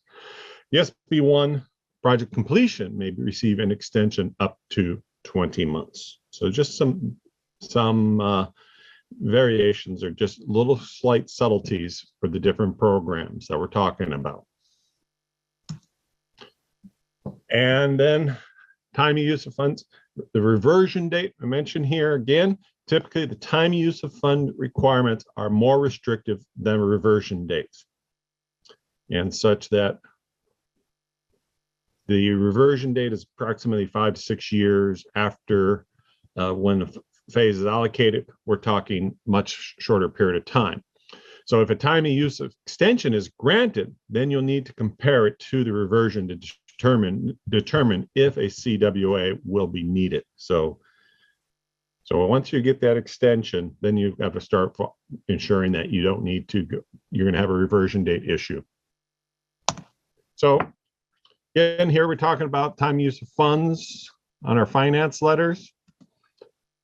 As Amy pointed out, we have the reversion date, but we do put on here in our projects, we say refer to the CTC guidelines. Just a reminder that the time use of funds provisions can supersede the reversion date. So just something to be aware of, and that we try to remind everyone with our finance letters of this issue. With that, I'm going to pass this on to Robert Peterson, I believe, is going to be talking about, will be on for HSIP and for the bridge program. Robert, just let me know when you need to change the slides and I will be monitoring it here. Okay, thanks, Peter. Can you hear me? All right. I can. You can hear me? Loud and clear. Okay, thank you. Yeah, I'm on a different IT device here, so just want to make sure. So yeah, for the HSIP program, we have established by policy. It's not a federal requirement, but we've as you know, with HSIP, we would like to program projects, get projects going and getting them delivered. So we've established some requirements within the project, the program itself. And so there's the link. You can see all this information on our website. Go ahead. Next slide. So for HSIP, the 2 things that we really are looking at is the PE milestone. We really want to get the projects as soon as the call happens and as soon as we get the agency, tell them that they've been awarded. Usually it's around the first of the year. We ask for that they get their project funding for their PE achieved within 9 months after projects has been funded. And so that's the first milestone. And then the second one that we track is after the project has been selected, we ask the agency to get the project 3 years after the project has been selected. And if you have a consultant, it's 3.5 if a consultant is hired for the PE. And so a lot of times what will happen is if in the application, a lot of times the agencies will put funding in for the PE and put funding in for con, but then after they start into the program or into their project, excuse me, we will see that they did not meet their PE. And so then we will reach out to that agency and say, hey, you haven't reached out. And then they'll come back and say, oh, by the way, we're using our own funds for PE, and we will put our funding all towards con, which is perfectly fine. But a lot of times we just need to know that. And so then we'll flag that into our delay list. Or then that agency will then be taken off delay list for that project. So and so it's also the same for the con or for the con milestone. So as soon as if you've not reached con, and this is basically submitting your RFA to the district within the 3 years, then it'll get flagged for that. And of course, now that we've in this last cycle, they're state funded for HSIP, and so it'll be the funding allocation and not the E76. Okay, next slide. So if the agency or if a project fails to meet the delivery requirements, the local agency will not be eligible to submit a new project application until the delivery issue is resolved. And then the other one is we've got within 5 years. So you might be beyond the 3 and get a flag. But if you don't deliver within 5, that's when you start having other steps. A project may be dropped. We don't like to drop projects. But basically what the rules is, if you don't deliver within 5, the project may be dropped and expended HSIP funds for earlier phases to be paid back. That is, of course, that's a draconian method. We don't like to do that, but we are providing a one-time exception that you can provide an exception to go ahead and get a new delivery date. But if it's beyond the 5 years, then the requirement is you need to come to our local HSIP advisory group to get that approval if it's beyond the 5. And so once that approval has been given, and then we require a quarterly, or I think every 6-month update of where you're at with that project. We still got a handful that are in that umbrella, but what we're seeing is these requirements have definitely helped out with the delivery and getting projects off the books. Next slide. So for the Highway Bridge Program, this is the website to look at your project status summaries. As you can imagine, the bridge program is not like the HSIP. The bridge program really, we don't have the 3 years and the 5 years. The bridge program is a little different, but one of the things that we do have is, let's go to the next slide, is really delivering, getting your funding for the year that you've asked for it. And so we ask agencies to avoid your delivery failure for those funds that you've asked for in that year, for that federal fiscal year, that you can come in for your submit your RFA to notify the DLAE of the end. Submit your RFA or notify DLA of your anticipated project delay by February 1st of that year. And so if you do that, then you will be guaranteed that funding that we reserve for you for that fiscal year,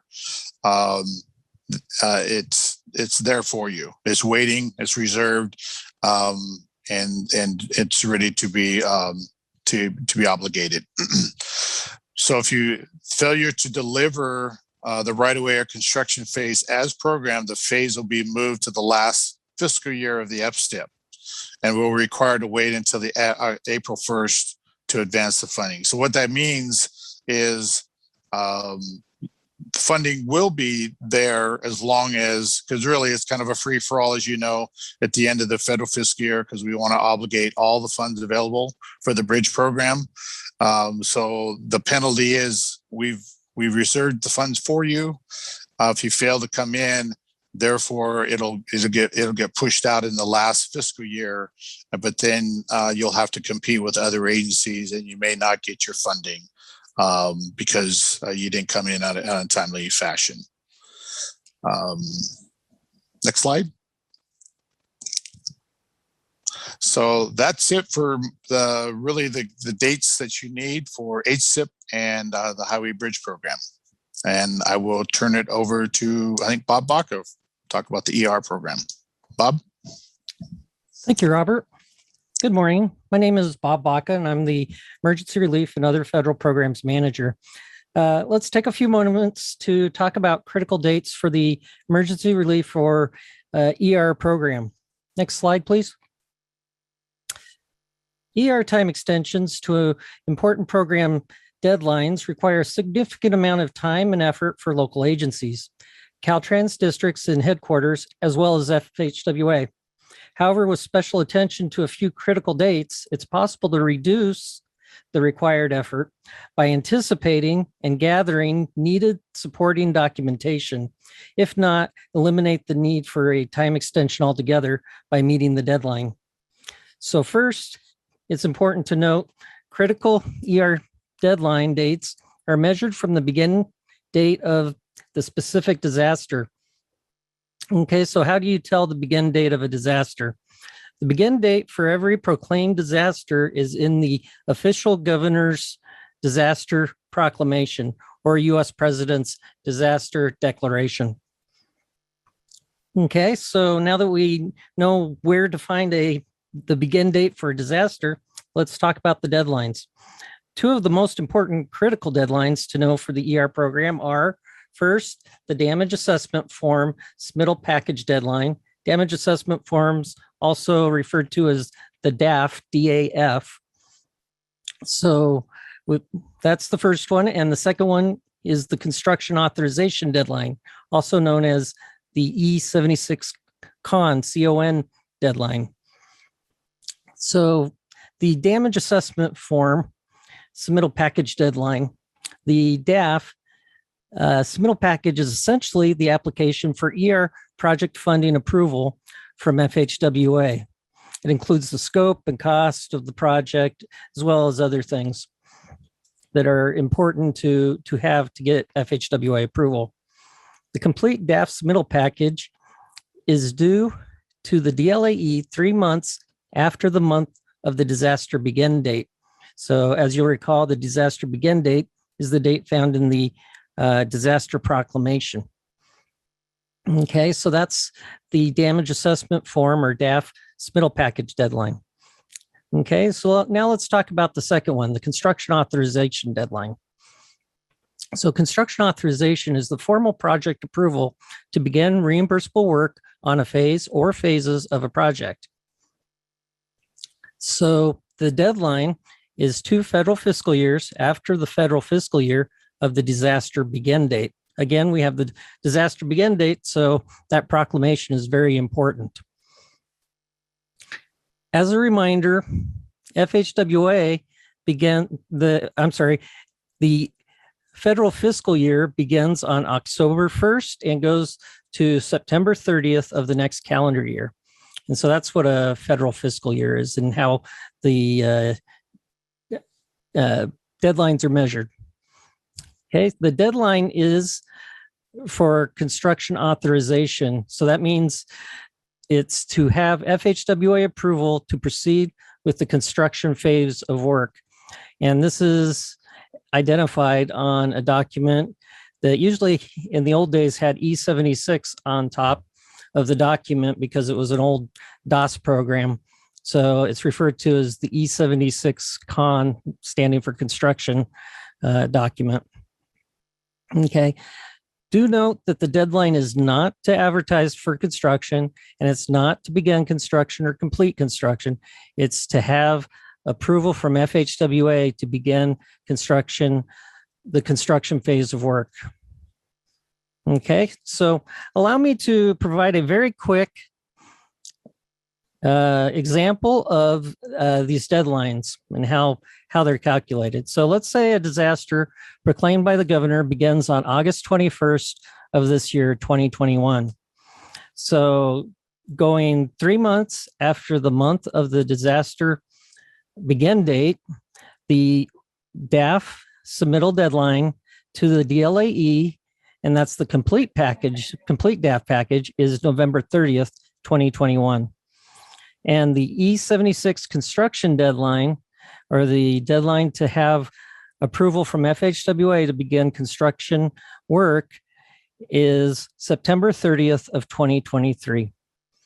On a final note, although it is possible to request and receive a time extension to both the ER-DAF and E76 construction authorization deadlines, do keep in mind FHWA approval of these requests are certainly not guaranteed, and we've had denials in the past. So if at all possible, you want to meet these deadlines, or at least gather documentation so that you're prepared to have a strong request for time extension. And with that, I will now turn the time over to our next presenter.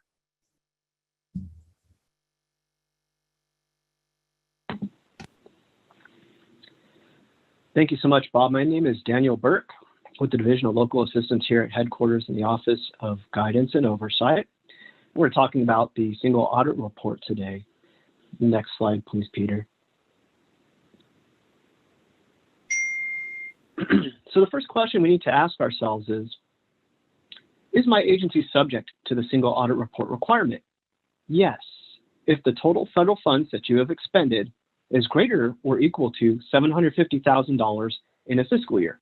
So this just doesn't mean Caltrans or California Department of Transportation federal funds. We're talking about other federal funds as well, such as those from the Federal Housing and Urban Development, Health and Human Services. So again, it's in totality if the federal funds expended are greater or equal to $750,000 in a federal fiscal year. So therefore, your year-to-year eligibility of whether you are required to comply with the single audit report requirement may vary based on your agency's total federal expenditures. So Daniel, what happens if my agency is exempt and we don't need to comply with the single audit report requirement for this fiscal year? Well, your agency will need to place on an agency letterhead and write us a letter that states the exempt fiscal year, why your agency is exempt, so certified exemption reason, and have an authorizing signature. And you'll need to email that letter to the state controller's office. There's the email address there on the screen for you, and also to Caltrans, and there's an email provided as well. Next slide, please, Peter. So now that we've determined that your agency is required to comply with the single audit report requirement, what is included in the single audit report package? So we have various items that are included in the package here. I'm only going to go through a couple today. We need the independent auditor's report.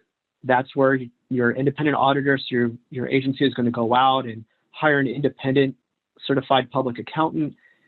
That's where they're going to weigh in on your agency's overall well-being and ability to manage federal funding. So they'll have to sign off on a generalized report. Another item I want to talk about is schedule of expenditures of federal awards. That's where you'll put in each of the federal awards and how much your agency has expended within each fiscal year, or rather the fiscal year that the single audit report applies to. Also included will be a schedule of findings and question costs if your independent CPA determined there were findings and question costs. Any corrective actions, so your agency will need to address those findings and question costs before your independent CPA finalizes the single audit report. And any prior findings that might be open that have not been corrected. Next slide, please, Peter. So great, so now we know what constitutes a single audit report. We've talked about how each agency may be eligible to or be required to comply with the single audit report requirement? When is it due, and where do I send it to? The SAR, single audit report, is due within the earlier of 30 days after the independent auditor signs the single audit report, or 9 months from the end of the fiscal year. About, I'd say 80 to 90% of California's agencies have the same fiscal year as the state of California, or Caltrans, which begins on July 1st, ends on June 30th. So if we're talking about the fiscal year ending on June 30th, 2021, the majority of agencies would need to submit the single audit report at the very latest by March 31st, 2022. And the single audit report package is uploaded to the Federal Clearinghouse. And there's the website where you upload it. You'll need to request and register and develop a username and password and hold on to the PIN that the Federal Automated Clearinghouse sends out to you. You'll need to send it to SCO, and there's uploading instructions and email addresses identified there for the State Controller's Office or SCO's website. And then you'll also need to send a copy to Caltrans as well. Next slide, please, Peter. So we now have a better understanding of what's required within the single audit report. How is Caltrans going to assist our local partners? We send out courtesy emails for the single audit report package and for the exemption letter. Each December, we'll send out a reminder letter to our agencies. We have a list of financial managers throughout all of the agencies, or most of them, and we'll put in there basically the requirements where you send the single audit report package to, which we just saw on the previous slide also, what you need to, the exemption letter that you need to construct, which we talked about earlier in there. So we have the full instructions and also what is constituted within the single audit report package, which we also discussed a couple of slides ago. In addition, we'll also follow up in about April or May and just issue a warning letter if we have not received and the State Controller's Office has not received a copy of the single audit report package. The State Controller's Office has a website and a listing of those agencies that have complied with the single audit report, either through submitting a single audit report package, or if they have not submitted a an exemption letter for the single audit report. So based on that letter, we go ahead and indicate and send out emails to the impacted agencies and let them know, hey, we haven't received your single audit report. You need to go ahead and either submit the single audit report package or an exemption letter. So what happens if agencies do not submit the single audit report package or the exemption letter? This is where the bad news lies in. We as far as Caltrans, we really try to assist our local partners. We want to see them succeed. Unfortunately, it's really difficult for us to provide our oversight without being able to ensure that an independent certified public accountant has reviewed your agency's financial controls to administer federal funds. So we really need to see and verify that that oversight has occurred and your financials have been reviewed. What will end up happening is if we don't receive the exemption letter or the single audit report package within about 3 months after the warning letter is sent out, we may sanction the agency to include no future or state federal authorizations, and these are no new future state and federal authorizations until the SAR package or the exemption letter is received. And once we receive those, we'll go ahead and remove your agency from the list. So it's a really easy fix on our end. And I believe that brings me to the end of my presentation. And I'm going to turn things back over to Neil. Great. Thank you so much, Daniel.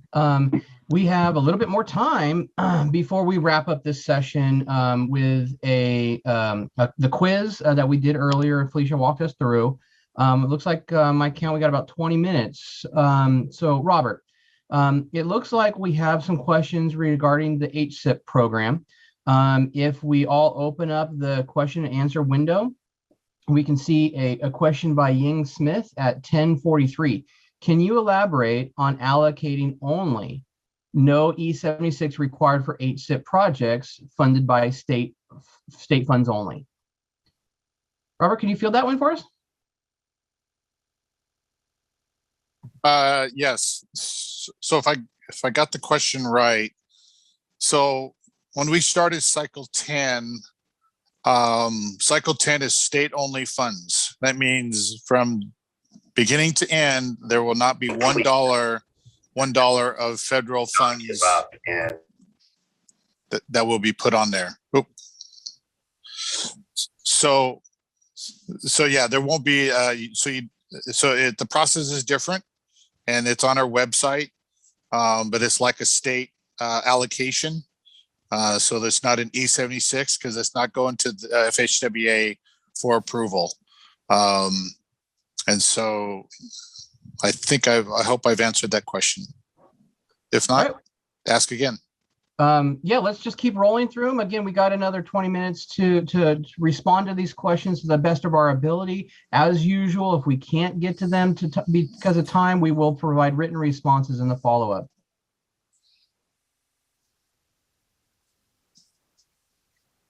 So Robert, the next one is the HSIP presentation you mentioned, the option to move all PE funds into the construction phase. If an agency chooses to do that, wouldn't they still need to engage local assistance to attain NEPA clearance and right-of-way certification before construction authorization? Yes, that's true. It's just let us know, let DLAE know, and or your local assistance engineer and us know that you've intended to use your local funds to get your PE completed. And yeah, so all that's so the requirements have not changed. It's just that now you're saying you want all your funds that you've asked for to be used for construction.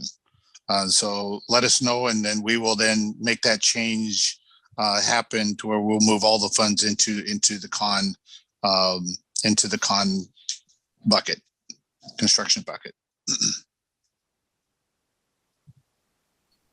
And Robert, it looks like the next series of questions are really for your section of the presentation. Would you mind continuing to scroll through and see which questions you might be able to field? You know, I can't. Let me see. I'm on my iPad, so I don't know if I can see all the chats. Let me see. How Oh, about there this? we are. There we are. There we are. There we are. Got it? Yeah, go ahead. Okay, I was just going to read them out for you. So this is the team effort, right? Okay, how do these new dates work with the HBP changes? If my funds are moved to 2023/2024, what now?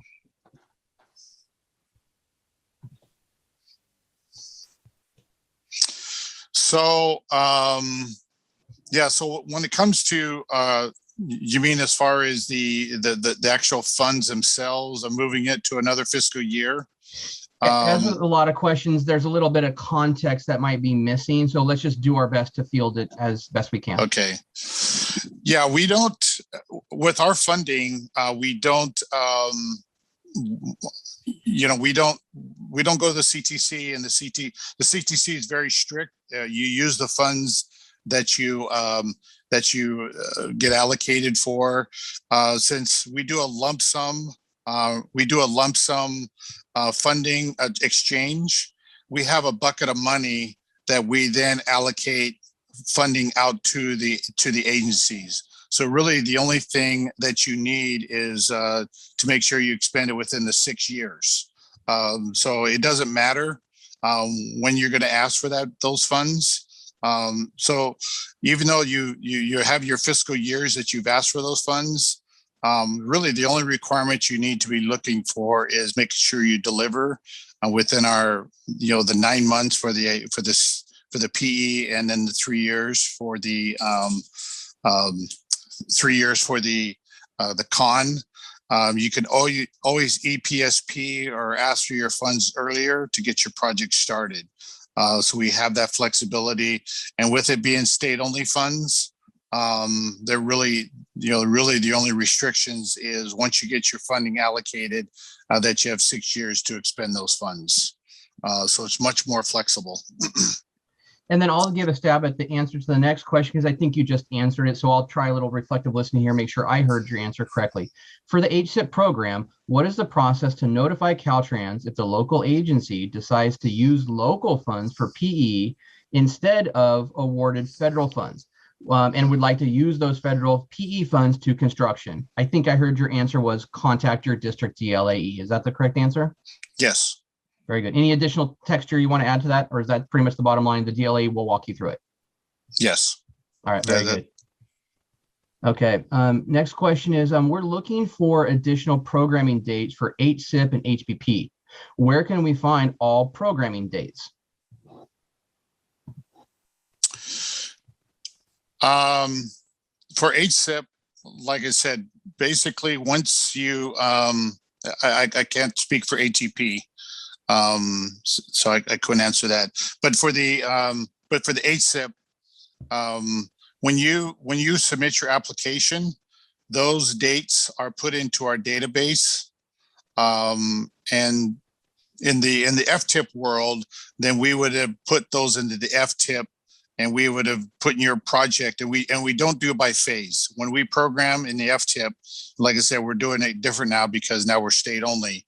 But with the FTIP, we basically put all funds in the outer years because we don't program by phase. It's just if we did that, it would be very difficult to try to manage our funds. And so in the past with the federal only. We put it in the outer fiscal year, let's say the last year of the fiscal year. And then if you want so much funding to get started, and then how much funding you would ask for PE, then we would move that forward through the EPSP process, how much funding you would need. But when it comes to the state portion allocation, the state funded, you really don't need to ask for an EPSP because we don't fund it in the FTIP. We basically have got that approval to do a lump sum transfer of funds to state cash, and then we do an allocation request that it should be on our website with the allocation, how much funding you need for PE. Very good. Next question. If projects are reviewed every other year for HBP, which year does it begin on? For the Highway Bridge Program? Yeah, again, a lot of these, the better job we do at focusing the question, the better job we can do at answering it. As written, it is if projects are reviewed every other year for HBP, which year does it begin on?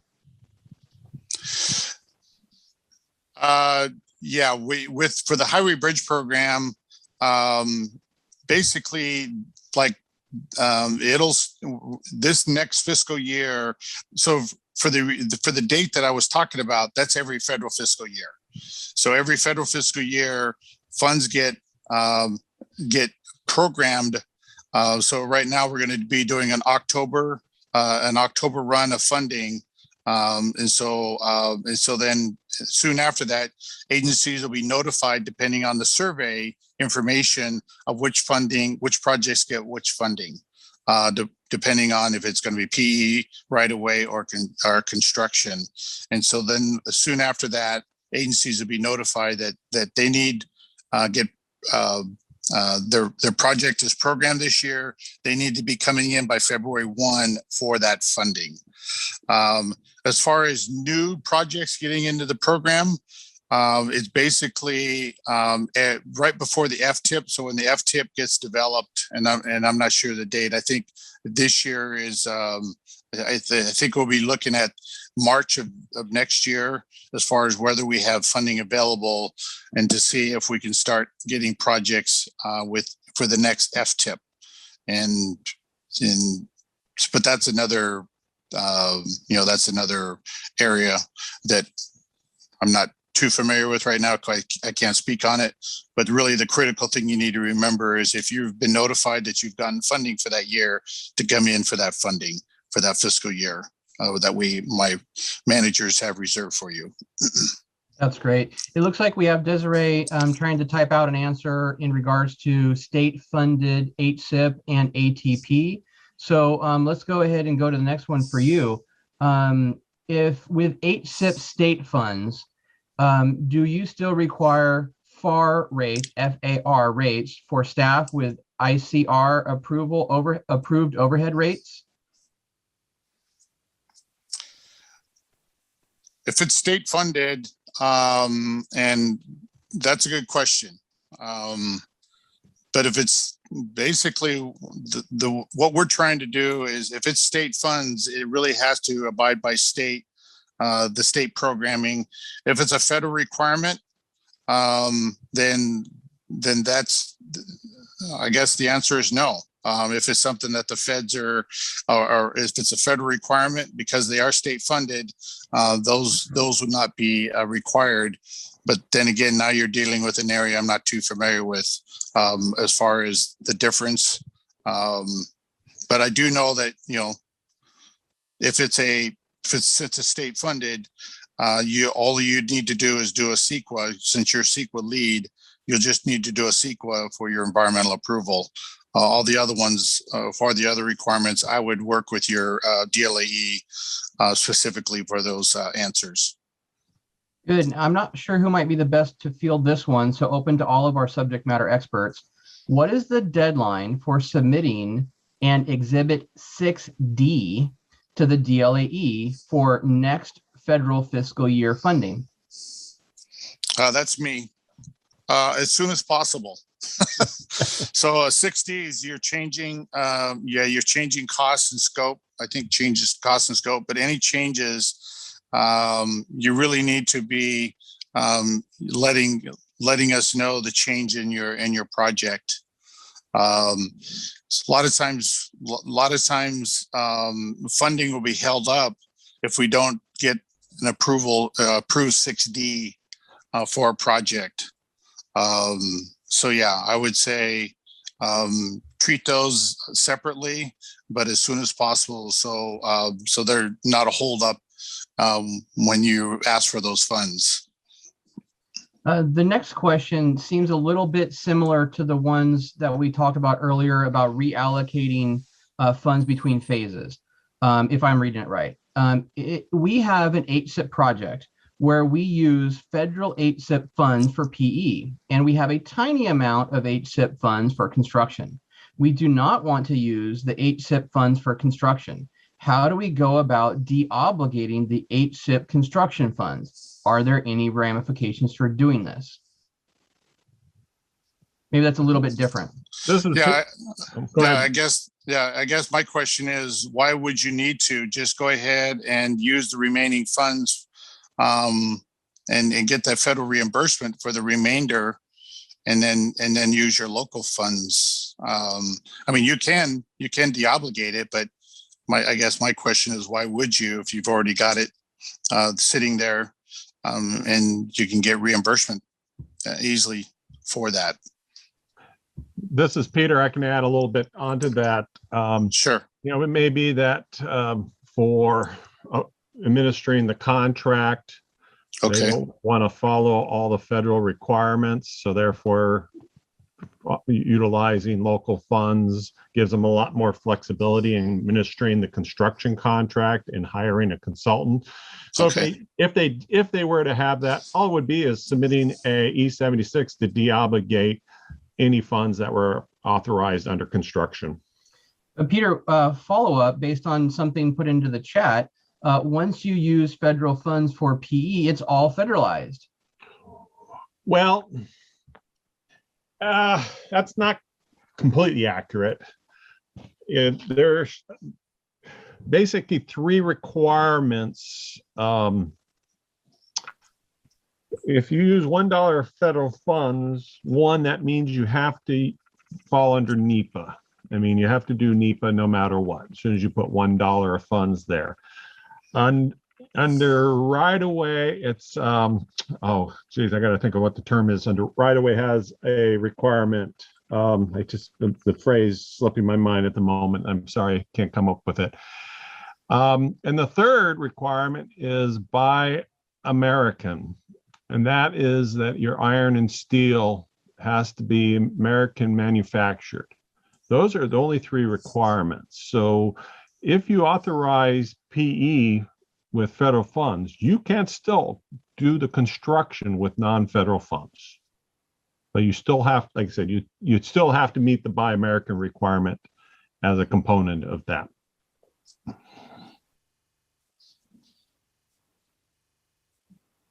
Okay, very good. It looks like that is the majority of the questions in the Q&A. It looks like we got another one just came in.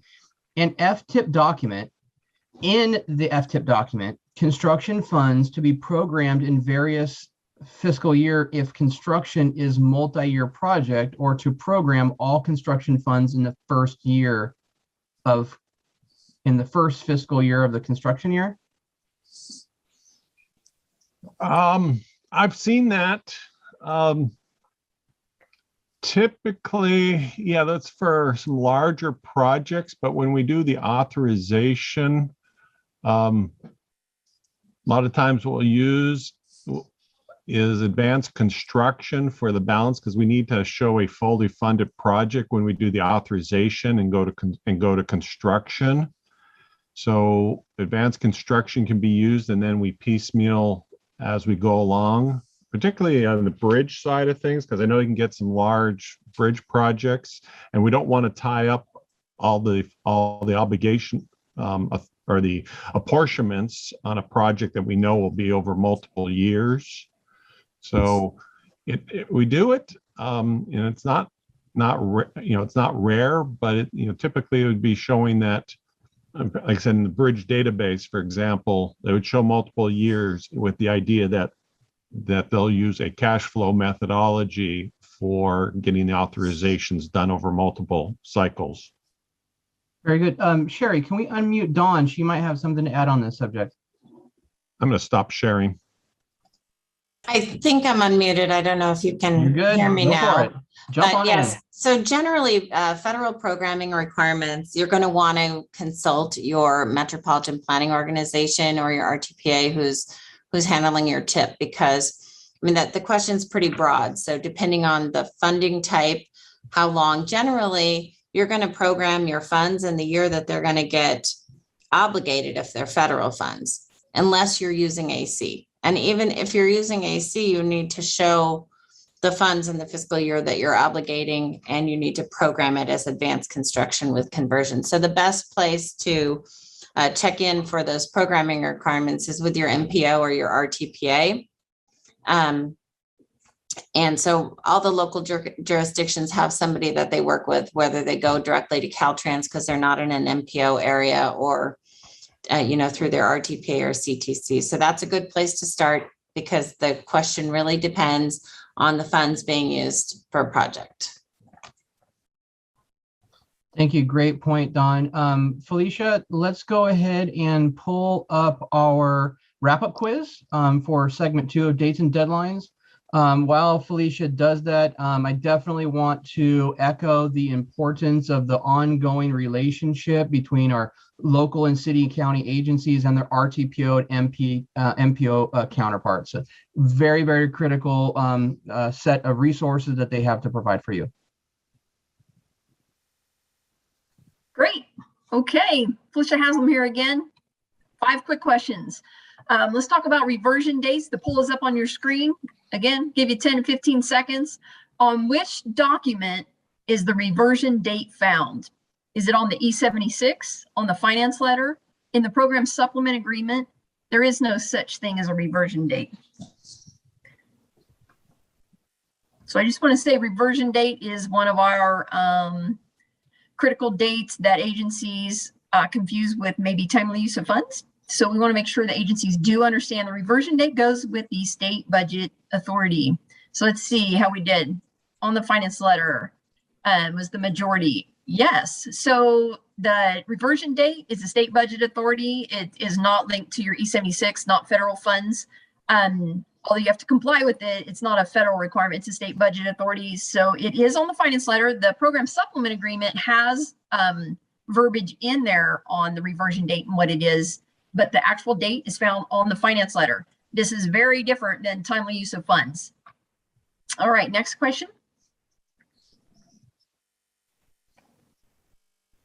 Reversion date expiration. So again, on your finance letter for each funding, the program codes will have the reversion dates. If you're going to request funding for any of those different types of funding, then you need to make sure it falls within the reversion date. But what happens if your reversion date is going to expire? And yes, we do expect you to track this date.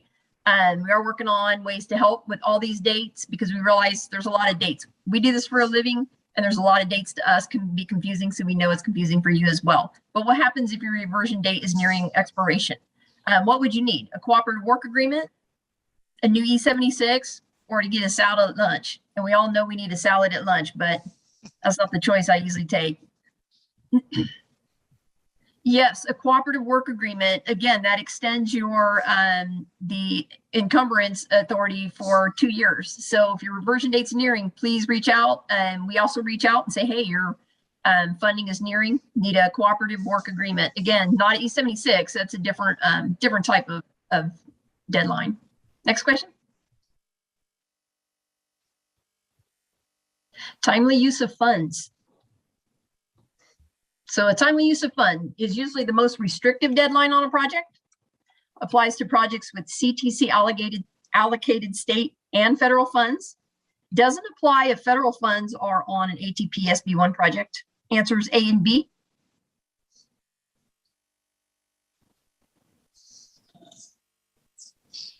All right, answers A and B for sure. Although A is definitely true. It is the most restrictive deadline normally on a project. So please make sure you read your allocation letters because it will have that those timeframes, 6 months to award for construction, right? If you pass that timeframe, you're kind of stuck because those deadlines are very strict. CTC is very strict. We do not control those dates. That is set by the CTC. We cannot change that. So we want to make sure that agencies understand your timely use of funds if you have CTC allocated funds. If it goes to the CTC, federal and state, if you have federal funds on your project, if it's allocated through with state funds through the CTC, you have to apply with both deadlines, all deadlines for state and federal. So again, if it goes through the CTC, you have to abide by the timely use of funds deadlines. Make sure you understand what those are. It absolutely applies even if you have federal funds on your CTC allocated project. If it's just federal funds, then you don't worry about timely use of funds. But if it's on a state CTC allocated project, then you have to worry about it. So answers A and B. All right, next question. Emergency programs. So if an emergency happens in an agency, you're automatically eligible for funding. Is that a true statement? Requires a declaration by the governor or US president.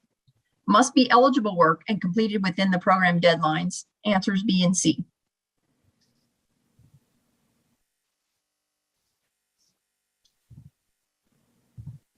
All right, I think that's maybe an easy one. Answers B and C. Try not to trick everyone, right? So just because an emergency happens doesn't mean it's automatically eligible. It does require declaration, and we get that question quite a bit in our trainings. That does it need some type of declaration? Absolutely does, by the governor or the president. If it doesn't have that, it's not an emergency project, and it must be the eligible work and completed within the program guidelines. So make sure you understand the program guidelines when you go for emergency project. All the other deadlines apply as well, right? Because it's federal funds. So inactives, PE over 10, PED, all of those also apply with federal funds. All right, I think we have one more question. This one's a little tougher. Hopefully you've been paying attention on the single audit report. A single audit report is when is an agency subject to the single audit report requirements? If you expend at least $750,000 or more in total state and federal funds in a fiscal year. If you expend $750,000 or more in total federal funds in a fiscal year, or every agency that has a master agreement with Caltrans is subject to the requirement. Or D, if an agency expends greater than or equal to $250,000 in total state and federal funds in a fiscal year.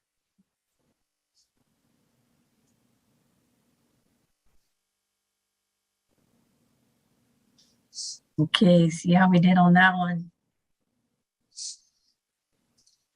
Yes, so B is the most common answer. It's if you expend $750,000 or more in total federal funds. So again, as Daniel mentioned, it's not just funds that flow through the Division of Local Assistance or Caltrans. It's all federal funds. So make sure that your agency is doing your single audit report, because we are required to track that and follow up with agencies on that.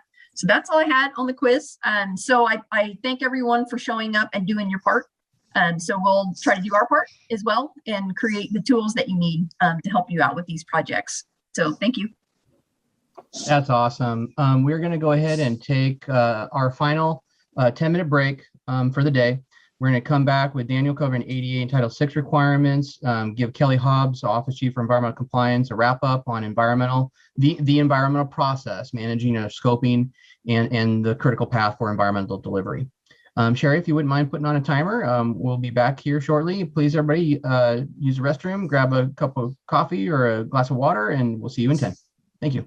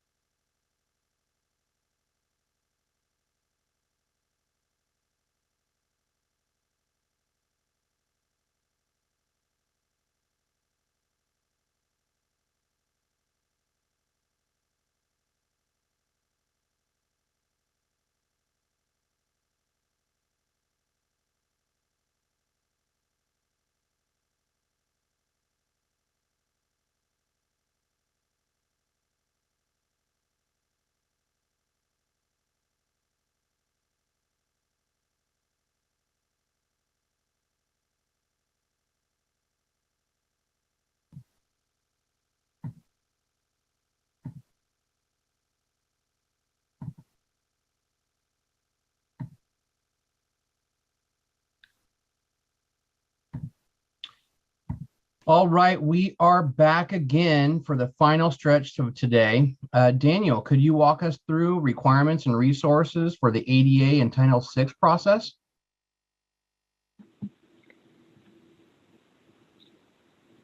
Hi, Neil. I sure can. Can everybody see my screen? We can see your screen and hear you just fine. Thanks. Awesome. Thank you. So it's really nice to see a couple of participants right up onto the Q&A screen and onto the Mentimeter to ask for, resources and training with Americans with Disabilities Act and Title VI requirements and resources, which is great. We've just conducted both trainings and we have those requirements and resources available online for any time that an agency wishes to review those items. So I'm just going to briefly cover where to find those resources today. And so first off, what is the Americans with Disabilities Act? And I'm only going to touch base on it here just a little bit as far as it applies to transportation programs. So the key words to pull out of the text box here is prohibits discrimination on the basis of access to public services, public accommodations, commercial facilities, and transportation. So the federal government was way ahead of California in reacting to the term of equity, or in terms of equity, I should say. Back in 1972, the Americans with Disability Act, or Title II, was passed to remove barriers and give those individuals with disabilities accessibility to public services, accommodations, facilities such as parks, city halls, recreation areas that are publicly funded, and of course, transportation facilities. So that's the whole basis behind the ADA program, is making sure that there's equal opportunities for individuals with disabilities. And so we come here to our next slide, which talks about some of the local public agency requirements. Local Assistance has developed a website here, and let's see if it pops up. There it is, very nice. Which has basically all of the requirements for our subrecipients, or as we refer to them as our local public agencies. So on the site, you will find information such as the requirement of needing an ADA coordinator, and I'm only going to go through these very briefly. Developing grievance procedures for ADA complaints and claims. The importance of having an ADA non-discrimination policy for all of our municipalities and local public agencies. Developing a self-evaluation plan that requires a plan to identify and potentially remove those barriers for individuals with disabilities. And then for those agencies with 50 or more employees total, and again, this just isn't your transportation department, but the whole entity or public agency itself, is developing a transition plan to remove, fund, and schedule out those removals of those barriers to individuals with disabilities. And, one of the main parts of that I think, affects everybody universally, including Caltrans, is developing a curb ramp schedule, to make sure that people can access streets, sidewalks, transportation facilities properly. And our contact below, our subject matter expert, her name is Kathy Lee. She works with me in the Division of Local Assistance, and there is her information there. And again, we'll have the presentation made available to everybody and have that website available as well.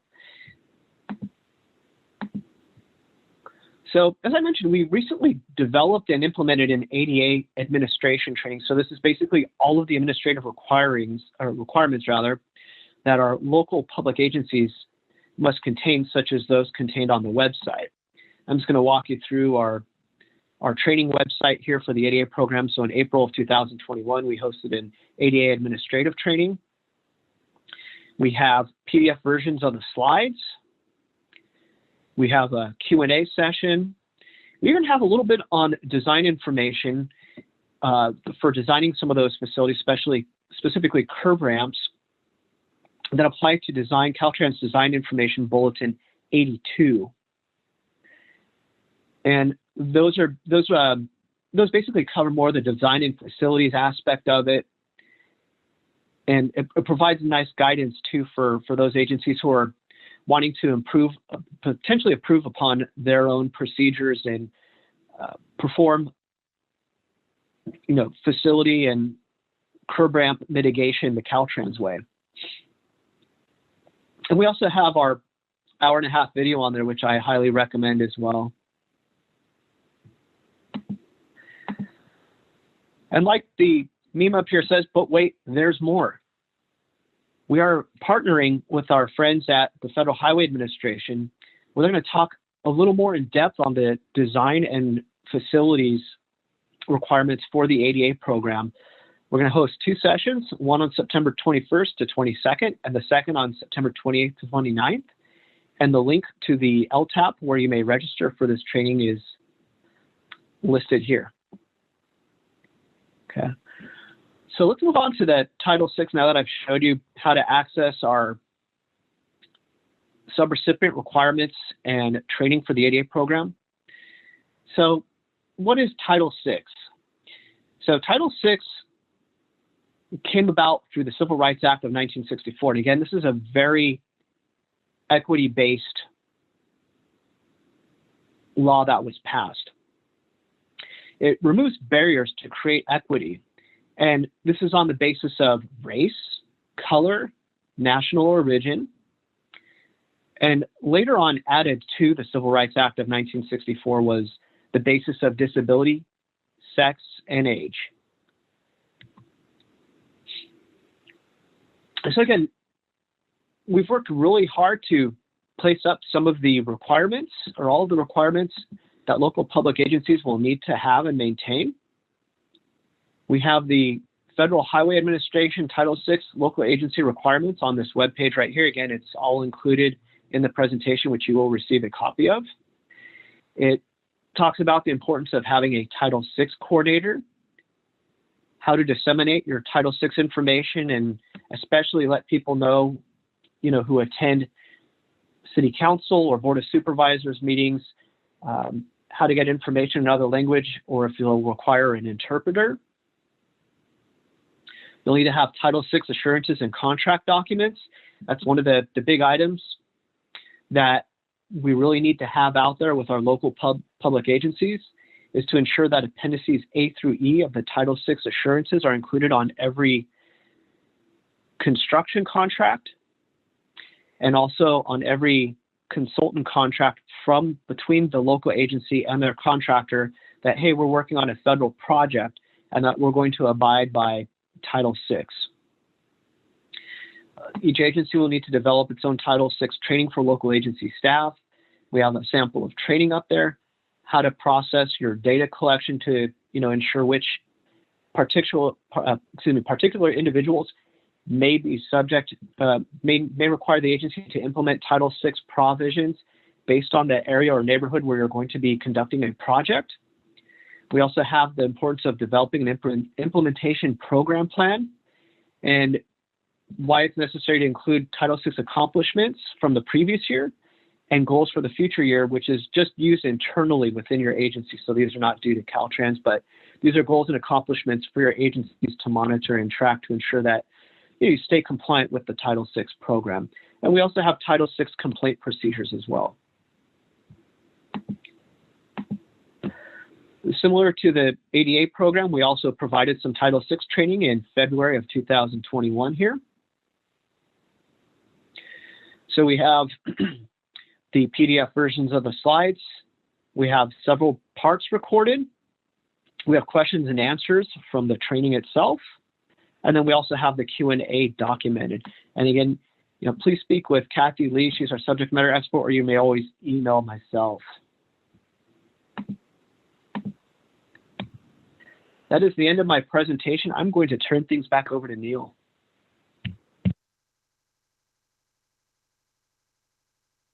All right, thank you. We are in the home stretch now. Kelly, you have some essentials on the environmental process for us. Okay, let me get it up here. Okay, I'm hoping everybody can see that. And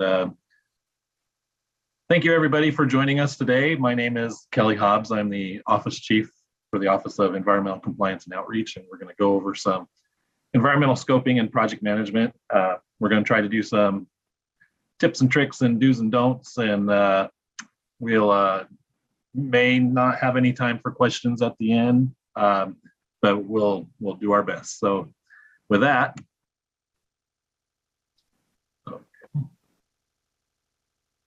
oops. So environmental oversight at Caltrans for local assistance projects is we cover NEPA compliance for off-system federal aid. We are the NEPA lead agency under our NEPA assignment MOUs, and that's for US codes 326 and 327. 326 covers categorical exclusions. So smaller projects, which make up about 95 to 97% of our workload on the federal side. And US code 327, which covers large federal documents such as environmental assessments and environmental impact statements. Our guidance is found in the standard environmental reference, or the Caltrans SIR, and chapter 6 of the local assistance procedures manual, which covers all of the procedures that we do here in local assistance that are not included in the general SIR reference.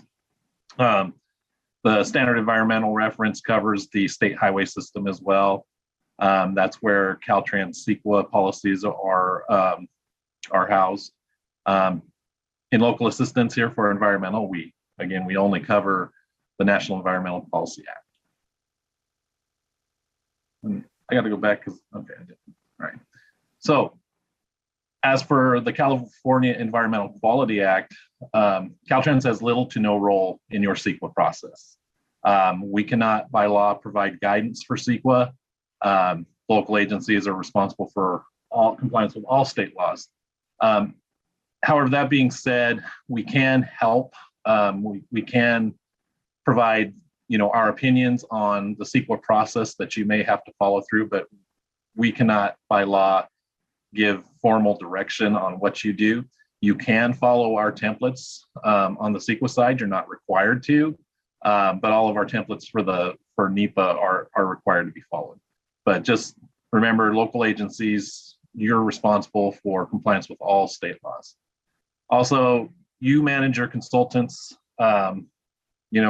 through our direction to complete all local assistance documentation for NEPA, and that stuff would be approved by Caltrans. So again, just to reemphasize, we have little or no role in the CEQA process. You're responsible for compliance with state laws, and you manage your consultants. However, Caltrans, when it comes to NEPA, we're right there with you at the table, directing your consultants. Local assistance environmental staff work with the district local assistance engineer and their staff, and the DLAE is your primary contact, to get through the door with environmental.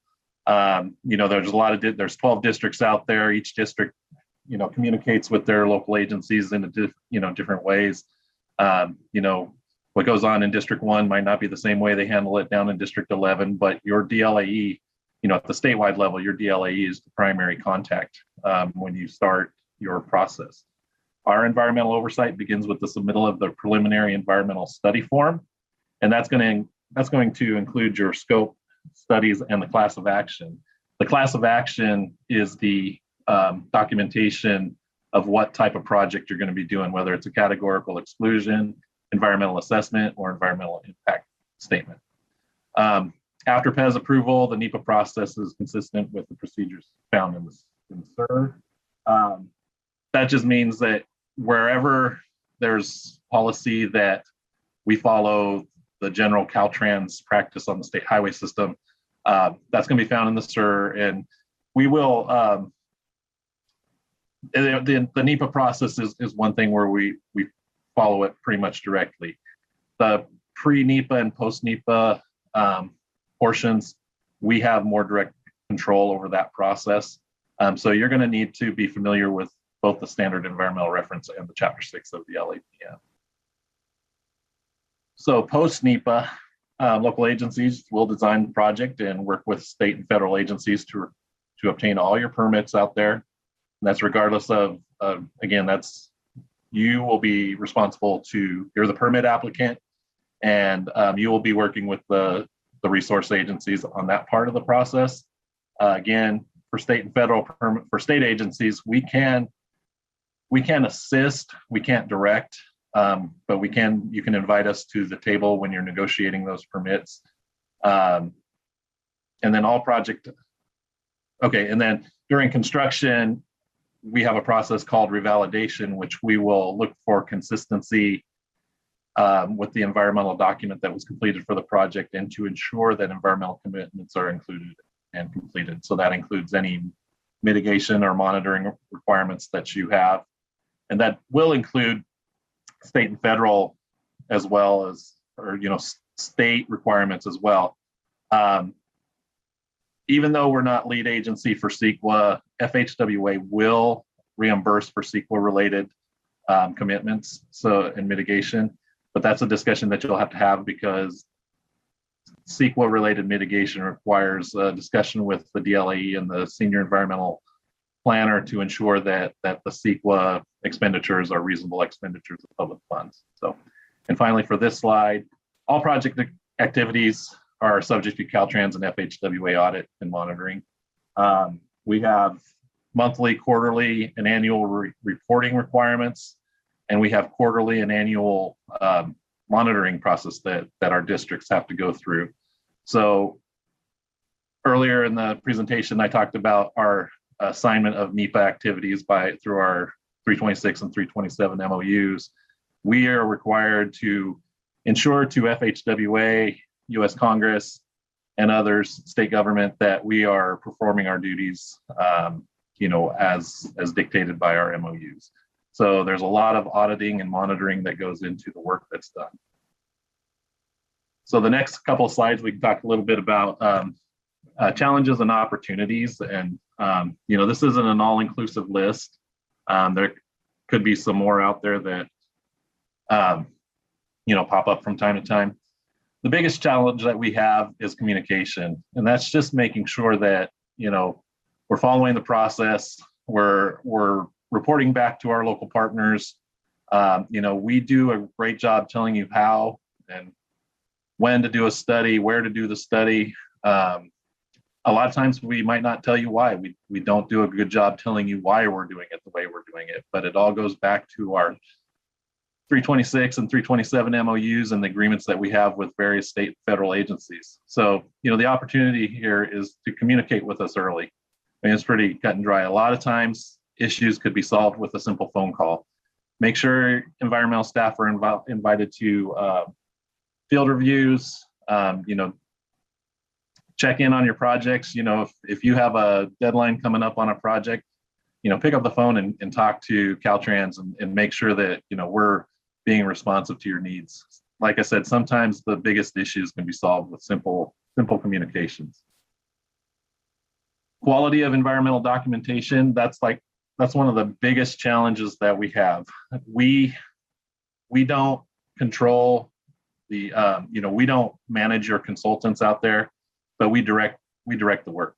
We need to make sure that the quality of the environmental documents is it doesn't necessarily have to be a doctoral dissertation, but it has to be a top quality report. And this is where we need you guys to do first line reviews of the process or of the documents out there before it comes to us. A really good thing to remember is, since we aren't managing your consultants, before they start their work, there should be a meeting with Caltrans to ensure that they're not doing more than they need to, overanalyzing. Sometimes we get into analysis paralysis. We want to stay away from that. So make sure you're doing your first line reviews. And if there's any questions, going back to the last slide, talk to Caltrans and we can help. Scheduling, this is a big issue. We need to make sure on your PES form, when you start going through the process, we need to ensure that we have enough time to consult on higher level in environmental documents, and that we put enough cushion in our schedules to handle consultation with resource agencies and stakeholders.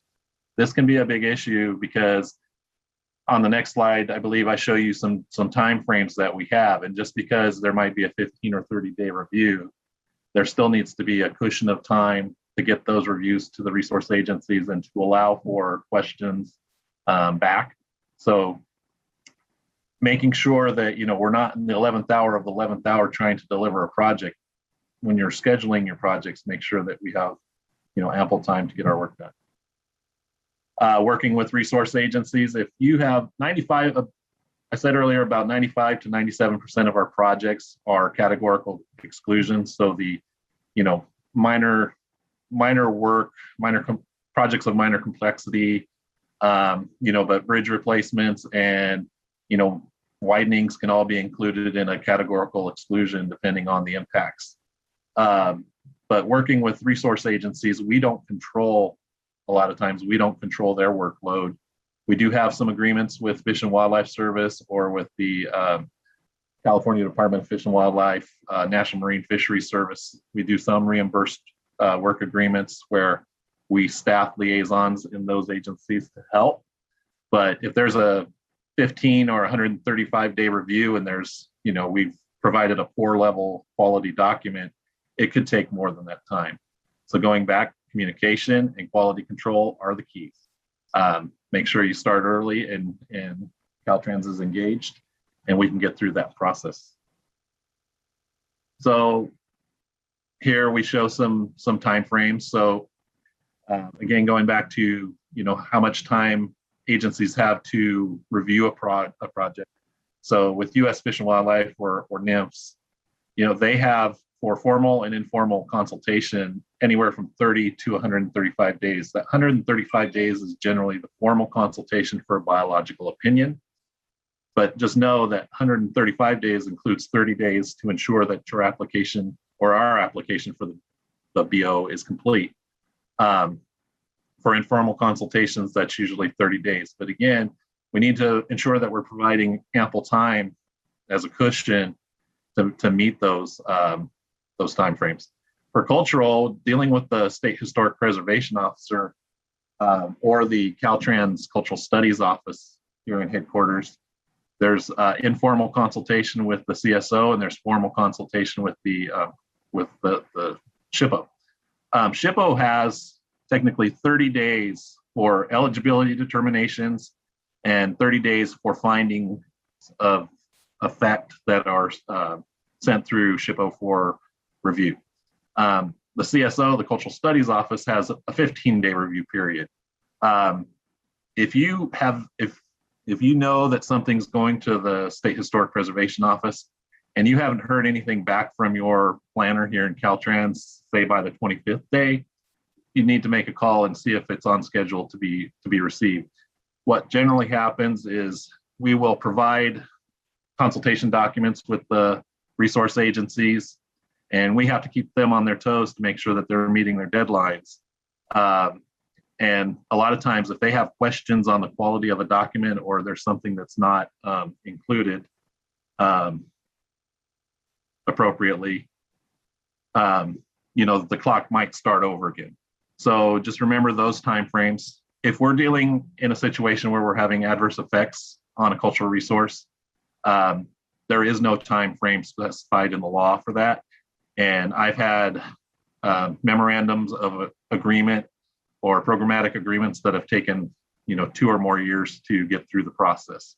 I've had some done in as little as 6 weeks. So it just depends on that level of documentation required. We do have to consult with Federal Highway Administration for air conformity on higher level documents. And that can take a little bit of time getting through the interagency consultation process. They generally get back to us quickly. If there's any problems, we just need to talk to our quality staffs or our other partners out there. And then Caltrans can deal, and, you know, local agencies can deal with, there's 108 state and federal laws that are administered by 30 state and federal agencies. And at any time on any project, you could have one of these other agencies. You could have Coast Guard on a bridge replacement. We could deal with State Lands Commission. We could deal with, you know, any Bureau of Land Management, Bureau of Reclamation. There's many agencies out there that your project could be required to consult with. And each one of those agencies has varying timeframes for their review as well. So some things to consider when you're drawing out your schedules. Back to some challenges. Your scope. This can be difficult, but avoid scope where possible. But really communicate those changes as soon as possible. This is at any time during the process. A lot of times our projects come to us at about 30% design. The more information that we know, the better. What happens a lot of times is during the NEPA process, we're unsure of, how much dirt's going to be moved, or sometimes we're unsure of what type of bridge is going to be built. And then a lot of those questions are moved to the design phase. At Caltrans, we generally have about 60% of rework to do in higher level projects because we didn't have the best information available. We judged our process on the best available information, but then as we designed the project, things changed. Sometimes it's unavoidable, but where it happens, we need to know as soon as possible so we can adjust. And this will affect your revalidation of your documents, which could, most of the time, require no additional studies, but sometimes we may have to go back and do some additional work. Your tech studies. This is really important. There was a question in the Q&A earlier about what to do when a consultant takes too much time or overanalyzes. These are things that need to be brought to Caltrans' attention so we can help you through that. There is a difference between the requirements for CEQA and NEPA, but you can use CEQA to help inform your decision on the NEPA side.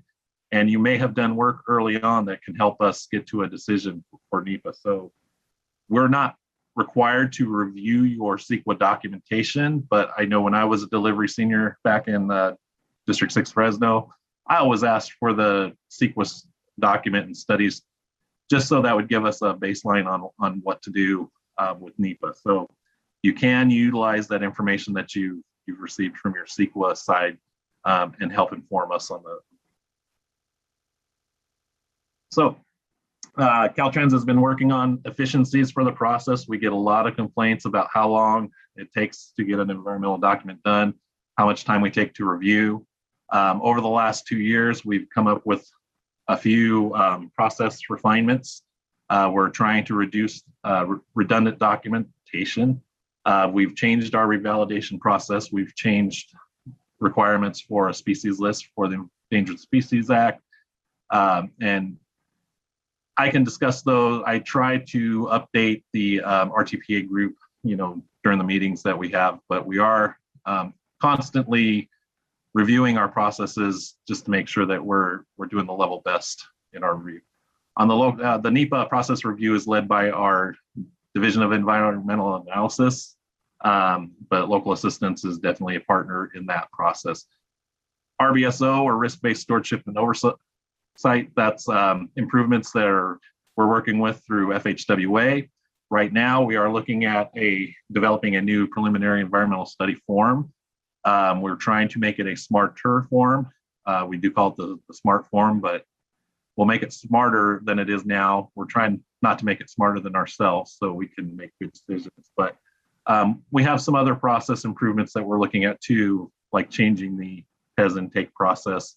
And we will be reaching out to our partners as we develop those to get your input. We want to be good partners and make sure that we're hearing, the goods and the bads. Caltrans might take a long time to review a process or a project or something, but there are some good things that we do too. So we'll be working with you guys as we go through some of those process reviews. So here are some training opportunities that you have where we can get into a little bit more in depth. We've talked about federal aid series previously. We do it about 4 times a year. Ours used to be the day 2 of that. Currently, we've done 5 or 6 over the last year and a half virtually. We hit about 70 people each time. We also have some versions of the federal aid series that we can do as PES workshops. There's several districts out there that can offer that to you, and we can even offer that from the headquarters staff. We've developed a course in pre-scoping with the PES form, and that's where we take the PES form, and for those projects that are initially funded with local or state funds only, but then you're anticipating federal funds later on in the process, you can use your PES form to help you anticipate what studies you may need to do as your project is federalized. Peter did say, you know, if $1 is added to your project with federal funds, you will be required to do NEPA. So every project has a story, and there might have been a lot of work going on at the local level, you know, to do environmental, and then funds fell out of the sky, got applied, and now a lot of people think we're starting over from scratch. But hopefully, if you've anticipated federal funds, you can get to at least know what's going to be expected at that time. We've developed emergency relief training for environmental perspectives. And we also have a course on NEPA revalidations. And you can contact me through, there'll be some contact information later on. You can talk to your district contacts, and we can help set up any additional trainings that you might want or need. And hopefully through this forum, we'll find out some more classes that you guys would like to have. So the next few slides are contact information. So here in the Office of Environmental Compliance, I have 3 seniors that are dedicated to work with each 4 districts apiece. The staff work with the districts you can see there. I also have an additional staff person that's not listed here for some reason. Sorry, Johnny. He's a data manager, and he also deals with delivers Section 130 projects, and as well as the Recreational Trails Program projects. So we do that here in headquarters for you guys out there. Here's contacts for each of the 12 districts. These are senior level staff, senior environmental planners, or equivalents. So each of the 12 districts has a senior or equivalent and staff in most of the areas that we deal with: biology, cultural, hazardous waste, environmental engineering, and other technical specialties here and there too. With that, Neil, I don't know how I'm doing on time there, but you're doing great, man. We got a couple minutes to field just a few questions in the Q&A. First one, Kelly, what activities does local assistance do for the NEPA revalidation process? So NEPA revalidation occurs after the environmental document has been completed. So this is going to be in PS&E, in the PS&E right-of-way phase. So, or at the next step of the federal process. So as your project moves from environmental to,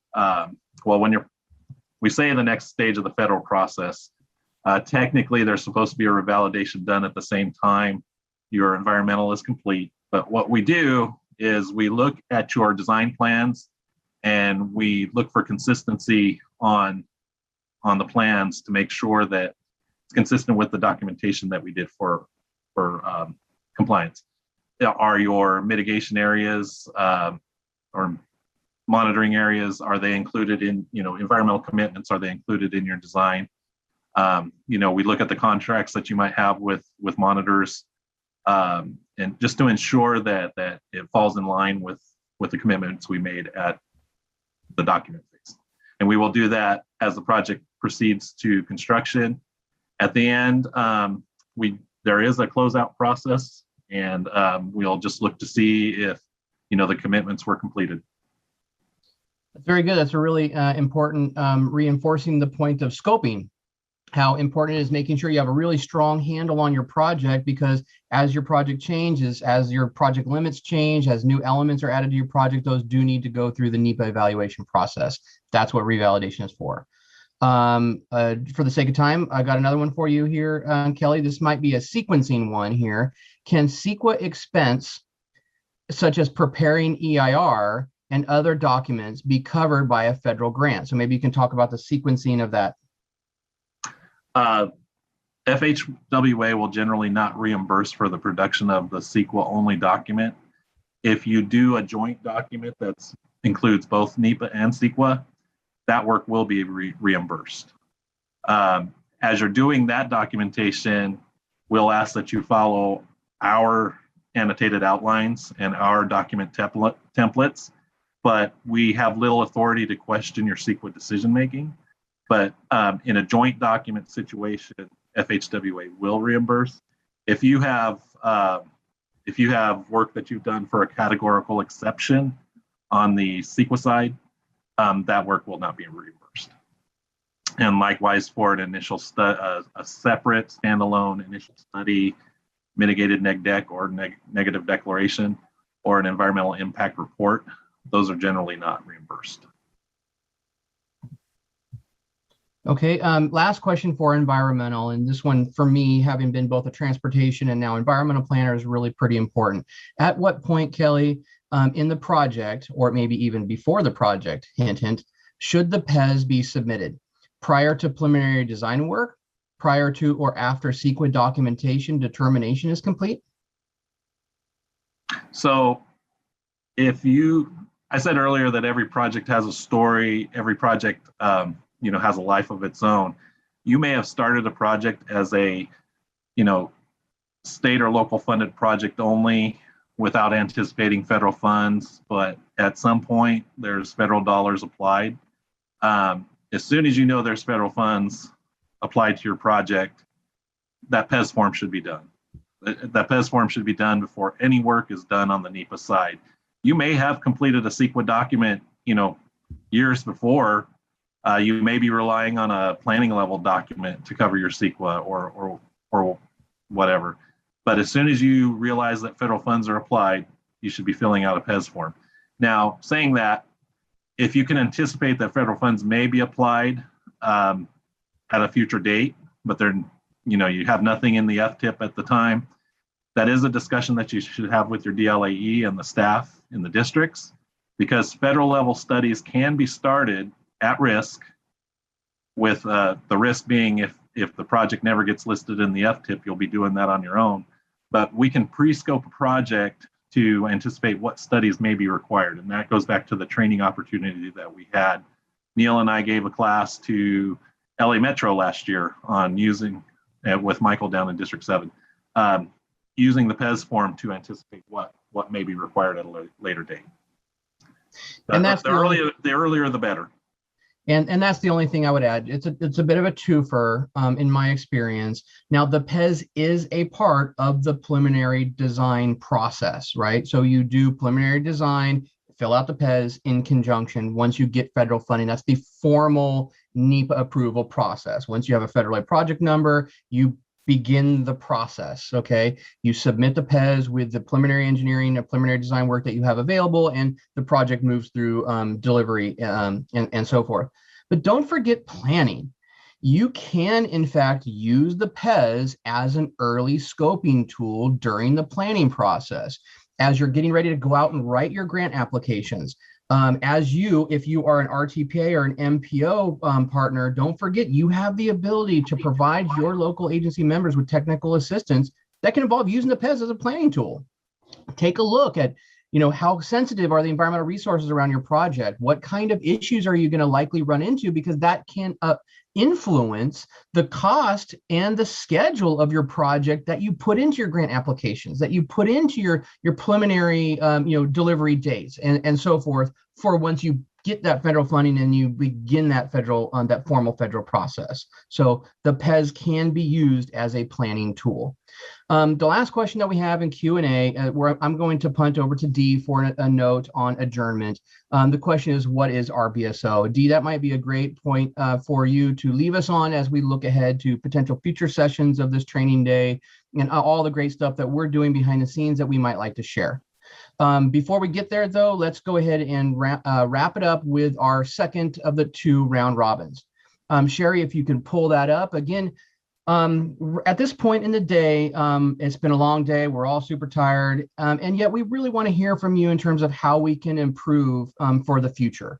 Do you want more detail? Do you need more time? Would you like to have individual sessions like a conference where there are different tracks for different disciplines? Whatever that input might be, We hope to improve this experience for you and need to hear from you now. Terry? Great. Oh, I put the instructions to get back into Menti in the chat again. You see quite a few of you are on your way back in. There's going to be 3 more quick questions we're going to go through.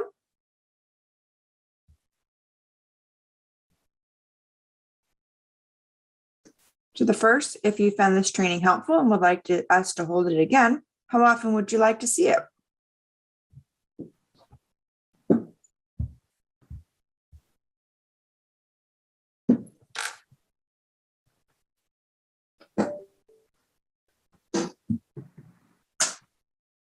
And thank you again to everybody who's participating. This really does help us refine these kinds of venues and improve as we move forward. Great. And while we're working on these mentees, Tracy has gone ahead and put the link to our larger course evaluation into the chat for us. So if you wouldn't mind clicking on that link before you sign off to complete our course evaluation, we would appreciate that.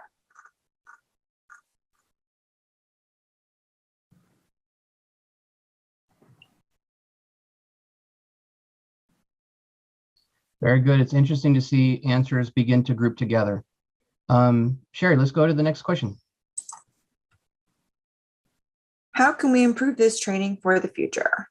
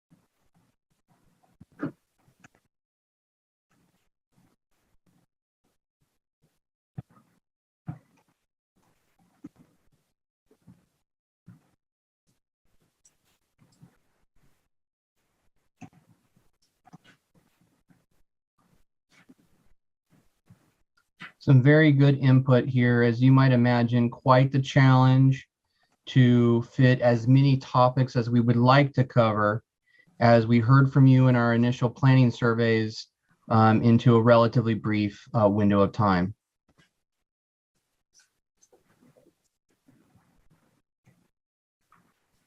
Again, as we begin to digest the input that you're sharing with us, please don't forget the federal aid series and our other trainings that provide a much deeper dive into all of the various subjects that we covered today. Several of the items that we went into today in 10 minutes, we spent hours on in some of those larger and more in-depth courses. And point well taken on diagrams, timelines, flowcharts, and visual graphics. Those are the kinds of aids and leave behinds that frankly help folks like you retain a lot of the stuff that we've shared as easy at a glance resources.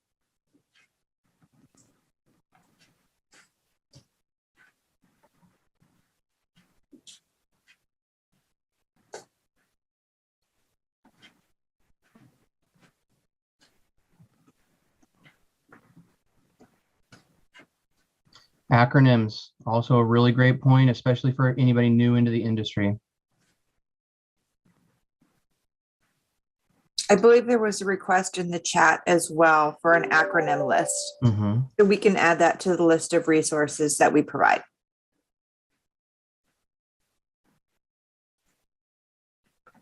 That's interesting. Some comments on more frequent Q&A.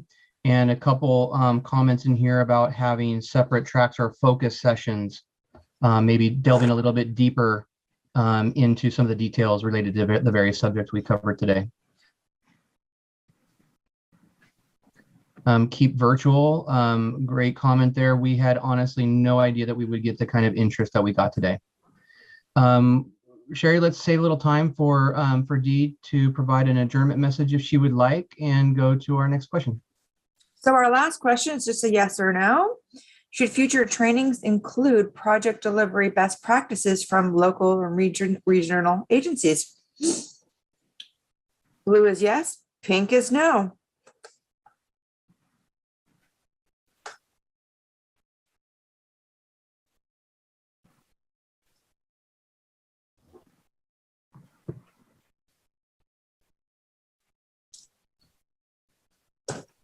Very good. It looks like as those yeses roll in, we can just simply reiterate that there are great solutions out there. And one of the things that we hope to do is facilitate that peer sharing. Whether you're a local agency, a regional agency, or a consultant that's been working with local assistance project process for a long time, we want to hear from you. If you haven't already, and if you do have some great examples that you'd like to share, and you haven't already, please put your contact information in the chat so we can go ahead and get a hold of you and explore that potential.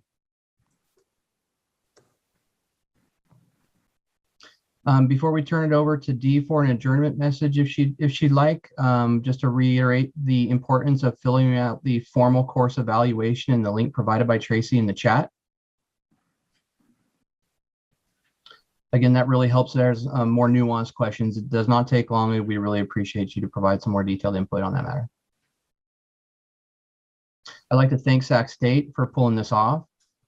I'd like to thank all of our instructors for doing such a great job in such a challenging environment. And we'd like to thank you all for joining us, for engaging, participating, and giving us some great feedback for future refinement. Thank you. You've all helped make this a success. Dee, is there any final note you'd like to provide? I think you guys did an excellent job. I might get a stall here, but thanks again for joining. As you drop off, definitely fill out the survey or the evaluation. It'll definitely help us with ideas for the next training. A lot of great comments, focus training, peer presentations that would be very, very helpful. So it isn't always hearing from our local assistance program, but then we also get a chance to hear from you. So very well executed. Thanks again. I'll keep it short and simple, but I think you guys have covered so much. We'll see you soon for the next session. Neil, you're on mute. Thank you, Dee. I just wanted to, Dawn had to drop off for something else, but she wanted me to share with you this encouragement. This is a partnership. And if you see as local and regional agencies opportunities to improve, please bring those solutions to the table, right? Want to make sure this is a two-way conversation, and your great ideas, just like refining this training, is going to help us all improve the local assistance process in general.